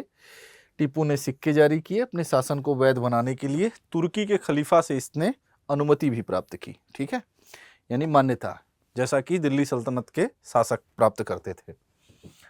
सिक्के ढलाई की नई नीति और माप तोल के नए पैमानों को अपनाया। इसने अपने प्रांतों को, राज्य को 7 प्रांतों में विभाजित किया, जिसे आसफ टुकड़ी कहा जाता था। एक प्रांत मतलब एक आसफ टुकड़ी। आगे चल के इनकी संख्या 17 हो गई। प्रांतों का विभाजन जिलों में और जिलों का कई गांव और गांव का पंचायतों में विभाजन किया जाता था। ठीक है, यानी ग्राम पंचायत प्रशासन की सबसे छोटी इकाई होती थी। ठीक है। टीपू ने घुड़सवार सेना की अपेक्षा पैदल सेना और किलेबंदी पर अधिक बल दिया। अतः उसकी युद्ध नीति आक्रामक की जगह क्या हो गई, सुरक्षात्मक हो गई। और यही उसकी युद्ध नीति उसकी एक महत्वपूर्ण भूल भी थी। जागीरदारी व्यवस्था को उसने हतोत्साहित किया। पोलीगारों, जमींदारों को वंशानुगत भूमि को उसने जब्त कर लिया। भूमि की उर्वरता और सिंचाई सुविधा की उपलब्धता के आधार पर उसने कर भू राजस्व की राशि 1/3 से आधा, यानी 50% से, ऐसे समझिए 33% से 50% तक निर्धारित किया। इसके निर्धारण का आधार था भूमि की उर्वरता और सिंचाई की उपलब्धता। टीपू ने वाणिज्य व्यापार पर बल दिया, विशेष बल दिया, क्योंकि वो मानता था आर्थिक समृद्धि रहेगी तभी हम सैनिक रूप से शक्तिशाली होंगे। वाणिज्यिक बोर्ड का इसने गठन किया टीपू ने। चंदन, काली मिर्च, सुपारी, सोने चांदी, हाथी दांत की सामग्री के निर्यात पर सरकारी एकाधिकार इसने घोषित किया। मैसूर राज्य में रेशम का भी उत्पादन किया। ठीक है। विभिन्न देशों में इसने दूत मंडल भेजे और यूरोपीय पद्धति पर एक व्यापारिक कंपनी बनाने का भी इसने क्या किया, निर्णय लिया। सेना के आधुनिकीकरण पर बल दिया। रॉकेट निर्माण, नौसैनिक बेड़े निर्माण की योजना बनाई और उसने उसके द्वारा लिखे गए मिलिट्री मैनुअल में रॉकेट के संचालन की विधि की व्याख्या की गई। टीपू ने अंग्रेजों के विरुद्ध संघर्ष करते हुए कहा कि भेड़ की तरह लंबी जिंदगी जीने से बेहतर है शेर की तरह एक दिन जीना। समझ रहे हैं, मतलब शेर की तरह जियो, क्या भेड़िए की तरह जीना। समझ रहे हैं। इस तरीके से टीपू कूटनीतिक दृष्टि से कमजोर था। वह अंग्रेजों के विरुद्ध संघर्ष में क्षेत्रीय शक्तियों का सहयोग प्राप्त करने में असमर्थ रहा और फिर यही कारण था कि टीपू अंतिम रूप से पराजित हो गया अंग्रेजों से। अब देखिए आंग्ल मैसूर युद्ध। ठीक है। दक्षिण भारत के अंतर्गत मैसूर जब एक शक्ति के रूप में उभरा तो विभिन्न कारणों से मैसूर से अंग्रेजों का संघर्ष होना स्वाभाविक था, क्योंकि अंग्रेज भारत में अब एक शक्ति के रूप में स्थापित हो चुके थे। बंगाल में उन्होंने अपना राजनीतिक प्रभुत्व भी स्थापित कर लिया था। अब बंगाल से बाहर वो अन्य क्षेत्रों में अपना विस्तार कर रहे थे। ठीक है। उनका उद्देश्य था कि भारत के अंतर्गत जो महत्वपूर्ण क्षेत्र हैं उन पर अधिकार किया जाए। चूंकि यूरोप में औद्योगिक क्रांति हो चुकी थी, उद्योगों के लिए कच्चा माल और बने निर्मित माल के लिए बड़ा बाजार भी चाहिए था। इसके लिए भी आवश्यक था कि एक बड़े क्षेत्र को ब्रिटिश भारत के अंतर्गत शामिल किया जाए और वहां के लोगों को उन वस्तुओं को पहुंचाया जाए। भाई तभी तो व्यापारिक हित सधेगा। अपने इसी उद्देश्यों के पूर्ति के लिए उन्होंने एक बड़े क्षेत्र को ब्रिटिश भारत के अंतर्गत शामिल करना शुरू किया था। समझ रहे हैं। तो मैसूर भी कुछ कुछ इसी तरीके का था। सारा उनकी नीति औपनिवेशिक हितों से परिचालित है, आर्थिक हितों से परिचालित है। तो प्रथम आंग्ल मैसूर युद्ध 1767 से 1769 ईस्वी में हुआ। हैदर अली, चूंकि फ्रांसीसियों से उसकी निकटता थी, अब डिंडीगुल में उसने आधुनिक शस्त्रागार की स्थापना की। यूरोपीय पद्धतियों से वो सेना को प्रशिक्षित कर रहा था, और उधर फ्रांसीसी तो बेचारे असहाय से पड़े हुए थे। तृतीय कर्नाटिक वार में वो हार चुके थे, और न तो वो किलेबंदी कर सकते थे, न सेना रख सकते थे। अब केवल और केवल एक मात्र व्यापार कर सकते थे। तो अब इधर उधर वो छटक पुटक के अपना जो है काम भी करते थे, कि उनका भी अंग्रेजों से एक आंतरिक संघर्ष तो था ही, आंतरिक ईर्ष्या तो था ही। तो अब जो है ये फ्रांसीसियों की मदद से अपनी सेना का आधुनिकीकरण कर रहे हैं, शस्त्रागार स्थापित कर रहे हैं। तो ऐसा कहा गया कि हैदर अली की निकटता किससे है? फ्रांसीसी। और फ्रांसीसी किसके दुश्मन है? अंग्रेजों के। तो यही जो है प्रथम आंग्ल मैसूर युद्ध का क्या बन गया? कारण। अब देखिए, हैदर अली के विरुद्ध अंग्रेजों ने एक संघ बनाया। यानी एक तरफ हैदर अली है और दूसरी तरफ है अंग्रेज, मराठे और निजाम, दक्षिण की शक्ति है। ठीक है। तो एक तरफ हैदर अली है और एक तरफ ये त्रिगुट है। ठीक है, जिसमें अंग्रेज, मराठे और निजाम है। संघर्ष हुआ, और संघर्ष के उपरांत एक संधि हुई जिसे हम मद्रास की संधि कहते हैं, 4 अप्रैल 1769 को। और ये संधि किसके पक्ष में गई? मैसूर के। मद्रास की संधि से प्रथम आंग्ल मैसूर युद्ध क्या हुआ? समाप्त हुआ। इस संधि के तहत दोनों ने, मतलब मैसूर ने और अंग्रेजों ने, जीते गए क्षेत्र वापस कर दिए। एक दूसरे के जीते गए क्षेत्रों को इन्होंने वापस कर दिया। आवश्यकता पड़ने पर अंग्रेजों ने मैसूर की सैनिक सहायता करने का वचन दिया। मतलब जो पहला आंग्ल मैसूर युद्ध था उसमें मैसूर का पलड़ा भारी रहा, मैसूर की स्थिति मजबूत रही। ठीक है, मतलब अंग्रेज मैसूर को सैनिक सहायता देने का वचन किए। ठीक है, तो इस स्थिति को कभी अंग्रेज स्वीकार कर पाएंगे? कभी नहीं। उनके अंदर एक स्वाभाविक ईर्ष्या है, उनके अंदर एक स्वाभाविक द्वेष है। अब वो दूसरे आंग्ल मैसूर युद्ध की तरफ बढ़ेंगे। ठीक है, तो इसी पृष्ठभूमि में द्वितीय आंग्ल मैसूर युद्ध शुरू होगा, जो 1780 से 84 के बीच में होगा। 1771 में मराठों ने हैदर के राज्य पर आक्रमण किया। चूंकि अब देखिए, प्रथम आंग्ल मैसूर युद्ध में कहा गया कि अगर जरूरत पड़ेगी तो अंग्रेज किसको मदद करेंगे? मैसूर को, वचन दिए। लेकिन 1771 में जब मराठे हैदर के राज्य पर अटैक कर रहे हैं तो अंग्रेज उसमें कोई सहायता नहीं कर रहे हैं। अब वो कर रहे हैं ना, तो ये क्या मद्रास की संधि का उल्लंघन हुआ? तो मद्रास की संधि का उल्लंघन हुआ, और इस स्थिति से मैसूर और अंग्रेजों के बीच तनाव बढ़ा। अमेरिकी स्वतंत्रता संघर्ष में फ्रांस अमेरिका को सहयोग दे रहा था, अतः अंग्रेजों ने भारत में फ्रांसीसी बस्ती माहे पर नियंत्रण कर लिया। मतलब ये वही समय है जब अमेरिका में स्वतंत्रता संघर्ष भी हो रहा था। ये विश्व इतिहास से भी देखिए, आधुनिक भारत जब आप पढ़ेंगे ना, उसके लिए एक महत्वपूर्ण बात है कि आपको वर्ल्ड हिस्ट्री की भी थोड़ी समझ होनी चाहिए, क्योंकि भारत के अंतर्गत क्या है? विदेशी कंपनियां हैं, और ये जो अंग्रेज हैं वो यूरोप से बिलोंग कर रहे हैं, यूरोप महाद्वीप से। ब्रिटेन एक देश है, इंग्लैंड वहां से हैं। तो वहां चूंकि ब्रिटेन का पूरे विश्व में उपनिवेश है, अमेरिका किसका उपनिवेश था? ब्रिटेन का उपनिवेश था। अब अमेरिका में स्वतंत्रता संघर्ष छिड़ गया। जब अमेरिका में स्वतंत्रता संघर्ष छिड़ा तो फ्रांस ने अमेरिकियों का मदद किया। भाई देख ही रहे हैं स्थिति कि फ्रांस एक स्वाभाविक कटुता है ब्रिटेन की। तो अब जो है, चूंकि फ्रांस मदद कर रहा है अमेरिकियों की, तो ये बात कभी अंग्रेजों को पचेगी नहीं। तो उन्होंने भारत के अंतर्गत जो फ्रांसीसी बस्ती है माहे, उस पर जो है नियंत्रण कर लिया। अब माहे किसके अंतर्गत है? हैदर अली के, और हैदर अली के राज्य में स्थित है, और वहां से मैसूर को अस्त्र शस्त्र की प्राप्ति होती है। अतः हैदर अली अंग्रेजों के विरुद्ध इसने कार्रवाई की और यही जो है द्वितीय आंग्ल मैसूर युद्ध की पृष्ठभूमि बना। हैदर ने निजाम और मराठों को अपने पक्ष में करके अंग्रेजों को कड़ी चुनौती प्रस्तुत की। यानी द्वितीय आंग्ल मैसूर युद्ध में त्रिगुट बना और ये इस त्रिगुट में कौन है? मैसूर, मराठे और निजाम है वर्सेस अंग्रेज। अब इधर अलग हैं। प्रथम आंग्ल मैसूर युद्ध में मैसूर वर्सेस त्रिगुट था। द्वितीय आंग्ल मैसूर युद्ध में स्थिति पलट गई, त्रिगुट वर्सेस अंग्रेज हो गए।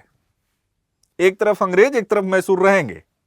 ये निजाम और मराठे केवल पाला बदलेंगे। ठीक है, तो ये जो टाइम पीरियड आप देख रहे हैं ना, ये अंग्रेजों के लिए बड़ा क्रूशियल टाइम था, क्योंकि ये वही समय है 1780-81 का जो टाइम पीरियड है, जब अंतरराष्ट्रीय स्तर और भारत दोनों स्तर पे अंग्रेजों को चुनौतियां मिल रही हैं। इस जो टाइम पीरियड में अंग्रेजों की स्थिति सर्वाधिक दयनीय है। अंतरराष्ट्रीय स्तर पर भी संघर्षरत चल रहा है, भारत में भी युद्ध छिड़े हुए हैं। कुल मिला के ब्रिटिशों के लिए यह स्थिति क्या है? प्रतिकूल है। उधर अमेरिकी स्वतंत्रता संघर्ष चल रहा है और इधर प्रथम आंग्ल मराठा युद्ध चल रहा है। आंग्ल मराठा युद्ध चल रहा है, उसी में आंग्ल मैसूर युद्ध शुरू हो गया और उधर अमेरिकी स्वतंत्रता संघर्ष। तो अमेरिकी स्वतंत्रता संघर्ष, अमेरिका ब्रिटेन का उपनिवेश है, वहां पे इनकी सेना उलझी हुई है। आंग्ल मराठा संघर्ष और उसी में आंग्ल मैसूर युद्ध भी छिड़ गया।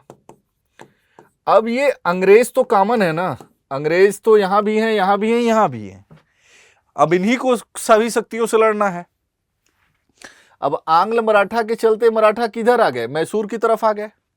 लेकिन बंगाल का जो गवर्नर जनरल वारेन हेस्टिंग, उसने अपनी कुशलता से अंग्रेजों को इस कठिन स्थिति से बाहर निकाला। तो पहले उसने भारत में मराठों को तोड़ा। 1775 से 82 जो प्रथम आंग्ल मराठा युद्ध चल रहा है, 1782 में उसने मराठों से एक संधि की, जिसे इतिहास में सालबाई की संधि कहते हैं। हम जब प्रथम आंग्ल मराठा युद्ध पढ़ेंगे ना तो देखेंगे। तो ये संधि करके मराठों को इस त्रिगुट से अलग किया। दूसरा कौन बचा? निजाम। तो निजाम को अपने पक्ष में करने के लिए उसने क्या किया कि कुछ प्रलोभन दे दिया और कहा कि गुंटूर का क्षेत्र हम आपको दे देंगे, और इस तरीके से निजाम को भी अलग किया। टीपू ने हेक्टर मुनरो की सेना को 1780 में पोल्ली लूट की नामक स्थान पर हराया। फिर पोर्टोनोवा नामक स्थान में आयरकूट के नेतृत्व में अंग्रेजों ने हैदर अली को पराजित किया और इसी क्रम में हैदर अली की मृत्यु हो गई और टीपू शासक बना। ठीक है, और फिर जो है टीपू और लॉर्ड मैकार्टनी के बीच में 1784 में मंगलौर की संधि हुई। यानी लॉर्ड मैकार्टनी और टीपू, इनके बीच में मंगलौर की संधि हुई और इस संधि के तहत जो द्वितीय आंग्ल मैसूर युद्ध है वो समाप्त होता है। दोनों ने एक दूसरे के जीते हुए क्षेत्र, एक दूसरे के जीते हुए प्रदेश और बंदियों को मुक्त कर दिया। ठीक है, तो ये ध्यान रखना। अब देखिए तृतीय आंग्ल मैसूर युद्ध, ये बड़ा महत्वपूर्ण है। अगर मुझसे पूछा जाए कि आंग्ल मैसूर संघर्ष में सबसे महत्वपूर्ण युद्ध कौन था, तो ये यही होगा, तृतीय आंग्ल मैसूर युद्ध। क्योंकि इस युद्ध के दौरान जो तृतीय आंग्ल मैसूर युद्ध है, इसमें कार्नवालिस आ जाएगा। समझ रहे हैं? भारत में कार्नवालिस आएगा और कार्नवालिस इस युद्ध में अंग्रेजों की श्रेष्ठता को स्थापित करेगा, श्रीरंगपट्टनम की संधि करेगा और श्रीरंगपट्टनम की संधि से मैसूर की शक्ति को तोड़ देगा। ठीक है, कैसे? देखिए, तो ब्रिटिश गवर्नर जनरल कॉर्नवालिस है, उसने भारत में अपने मित्रों की सूची जारी की। ये भारत में मित्र राज्यों की एक सूची जारी की और उस सूची में मैसूर का नाम नहीं था। यानी कॉर्नवालिस द्वारा जब भारतीय राज्यों के मित्रों की सूची जारी की गई तो उसमें मैसूर का नाम नहीं था। बस तनाव बढ़ गया, टीपू और अंग्रेजों के बीच तनाव बढ़ गया, तलवारें खींच गई। टीपू फ्रांसीसियों से मेलजोल बढ़ा रहा था, जैकोबियन दल का सदस्य बना, स्वतंत्रता का वृक्ष लगा रहा है, यूरोपीय पद्धति पर अपनी सेना को प्रशिक्षित कर रहा है, विभिन्न देशों में दूतमंडल भेज रहा है, व्यापारिक स्थिति को मजबूत कर रहा है और सैनिक स्थिति को ठोस करने का उसके द्वारा प्रयास किया जा रहा है। तो टीपू फ्रांसीसियों से मेलजोल बढ़ा रहा था, जो अंग्रेजों के लिए क्या था, स्वीकार्य नहीं था, क्योंकि फ्रांसीसी शत्रु है यूरोप में उसके। टीपू ने ब्रिटिश संरक्षित क्षेत्र है त्रावणकोर, उस पर हमला कर दिया। त्रावणकोर पढ़ेंगे हम। और इसी क्रम में अंग्रेज और मैसूर के बीच में युद्ध शुरू हो गया और इसके अंतर्गत मैसूर के विरुद्ध अंग्रेजों ने एक त्रिगुट बना लिया और उस त्रिगुट में अंग्रेज निजाम मराठे हो गए। एक तरफ हुआ मैसूर और दूसरी तरफ हुआ, मैसूर में इस समय है टीपू और दूसरी तरफ है त्रिगुट, और इस त्रिगुट में कौन कौन है, अंग्रेज हैं, मराठे हैं और निजाम है। ये आ गए। युद्ध में टीपू की पराजय हो गई, टीपू हार गए और तत्पश्चात टीपू से कॉर्नवालिस ने श्रीरंगपट्टनम की एक संधि की। बहुत ही महत्वपूर्ण संधि है श्रीरंगपट्टनम की संधि। श्रीरंगपट्टनम की संधि से अंग्रेजों ने टीपू का आधा राज्य ले लिया, मतलब एक बड़े क्षेत्र का अंग्रेजों ने विलय कर लिया, मतलब अपने क्षेत्र में आधा राज्य लिया, क्योंकि ये जो त्रिगुट बना था उसमें ये बात तय की गई थी कि इस युद्ध के पश्चात जो भी होगा उसमें सबको हिस्सा बटेगा।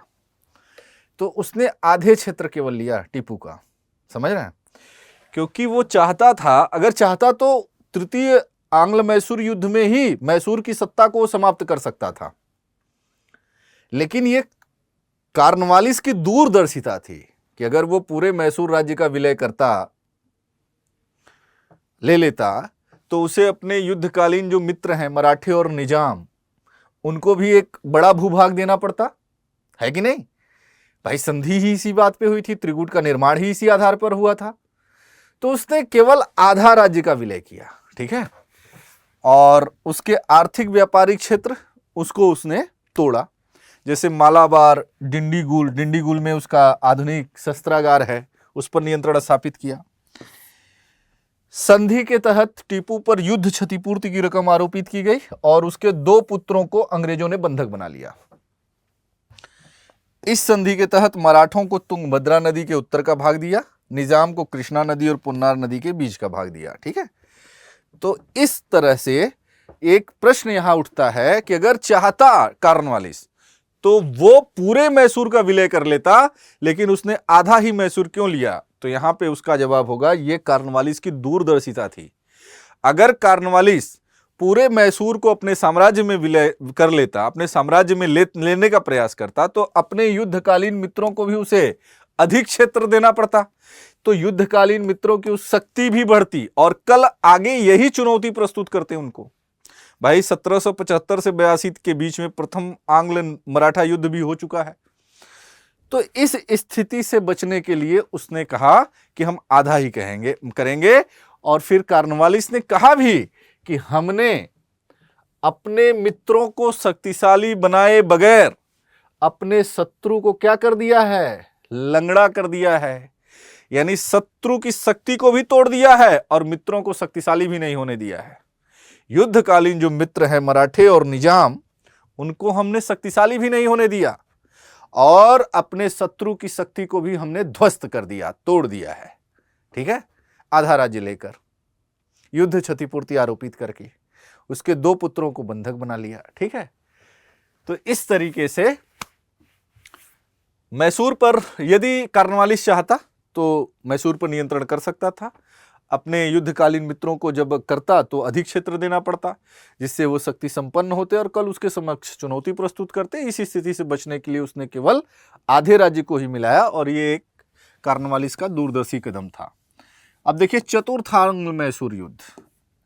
अब तृतीय आंग्ल मैसूर युद्ध तक जो मैसूर की शक्ति थी वो क्या हो गई थी, क्षीण हो गई थी। अब तो मैसूर का ब्रिटिश भारत के अंतर्गत विलय एक औपचारिकता थी, जिसकी पूर्ति कौन कर देगा, वेलेजली। ठीक है, वेलेजली आएगा गवर्नर जनरल बनकर। 1799 में लॉर्ड वेलेजली ने टीपू को सहायक संधि स्वीकार करने का प्रस्ताव भेजा कि सहायक संधि स्वीकार कर लो, जो ब्रिटिश साम्राज्यवादी नीति है। ठीक है, टीपू इसे स्वीकार नहीं करेगा, और जब स्वीकार नहीं करेगा तो वेलेजली टीपू के विरुद्ध युद्ध की घोषणा कर देगा। और जब वेलेजली ने टीपू के विरुद्ध युद्ध की घोषणा किया तो वैसे ही उनकी शक्ति कमजोर है, और फिर इस युद्ध में टीपू मारा जाएगा। टीपू की राजधानी श्रीरंगपट्टनम पर अंग्रेजों का अधिकार स्थापित हो जाएगा, और इस स्थिति को देखते हुए वेलेजली ने दंभ भरे स्वर में कहा था कि पूरब का साम्राज्य मेरे कदमों में पड़ा है। समझ रहे हैं, ये जो पूरब का साम्राज्य मैसूर है वो मेरे कदमों में पड़ा है। तो मैसूर के उस छोटे से क्षेत्र पर वाडियार वंश के 2 वर्षीय शासक कृष्णराज को बिठाया और उससे सहायक संधि कर ली, और इस तरीके से मैसूर क्या हो गया, सहायक संधि स्वीकार कर लेगा और ब्रिटिश संरक्षित यानी ब्रिटिश क्षेत्र पर आश्रित हो जाएगा। सहायक संधि स्वीकार कर लेगा यानी ब्रिटिश, अंग्रेजों पर ब्रिटिश संरक्षित क्षेत्र बन जाएगा, या ब्रिटिश आश्रित क्षेत्र बन जाएगा। ठीक है, तो अब तो मैसूर का भारतीय संघ में विलय केवल औपचारिकता भर रह गई थी। तो इस तरीके से आज हमने बंगाल और मैसूर कवर कर लिया है। अगले लेक्चर में हम पंजाब पढ़ेंगे। अवध का विलय तो अवध तो हमने डिस्कस कर ही दिया है, तो अवध हो गया है। त्रावणकोर केरल के बारे में थोड़ा पढ़ लेंगे। ठीक है, पंजाब पढ़ेंगे, केरल पढ़ेंगे, और जो है मराठा, ये इन सब सारी शक्तियों के बारे में पढ़ेंगे। और फिर देखेंगे कि किस तरीके से एक बृहद क्षेत्र पर जब इनका अधिकार स्थापित हो जाएगा तो फिर ये आर्थिक प्रशासनिक नीतियों को पढ़ेंगे और आगे कंटिन्यू करेंगे। तो आज की क्लास यहीं तक, मिलते हैं अगली क्लास में नेक्स्ट टॉपिक के साथ। तब तक के लिए थैंक यू सो मच। हाँ, इन सारे जो पढ़ाया जा रहा है इन सभी चीज़ों को आप लोग अपनी हैंड राइटिंग में इसकी बाकायदे नोट्स बना लीजिए, लिखते रहिए, पढ़ते रहिए, और अच्छे से ये जैसे बहुत सारी चीज़ें हैं एनसीईआरटी में जो बिखरे बिखरे होते हैं उनको हम एकजुट कर देते हैं और वो फिर मैटर आपके लिए बनाते हैं, तो बहुत ही फ्रूटफुल रहेगा आप लोगों के लिए। तो आज की क्लास यहीं तक, मिलते हैं अगली क्लास में, तब तक के लिए थैंक यू सो मच।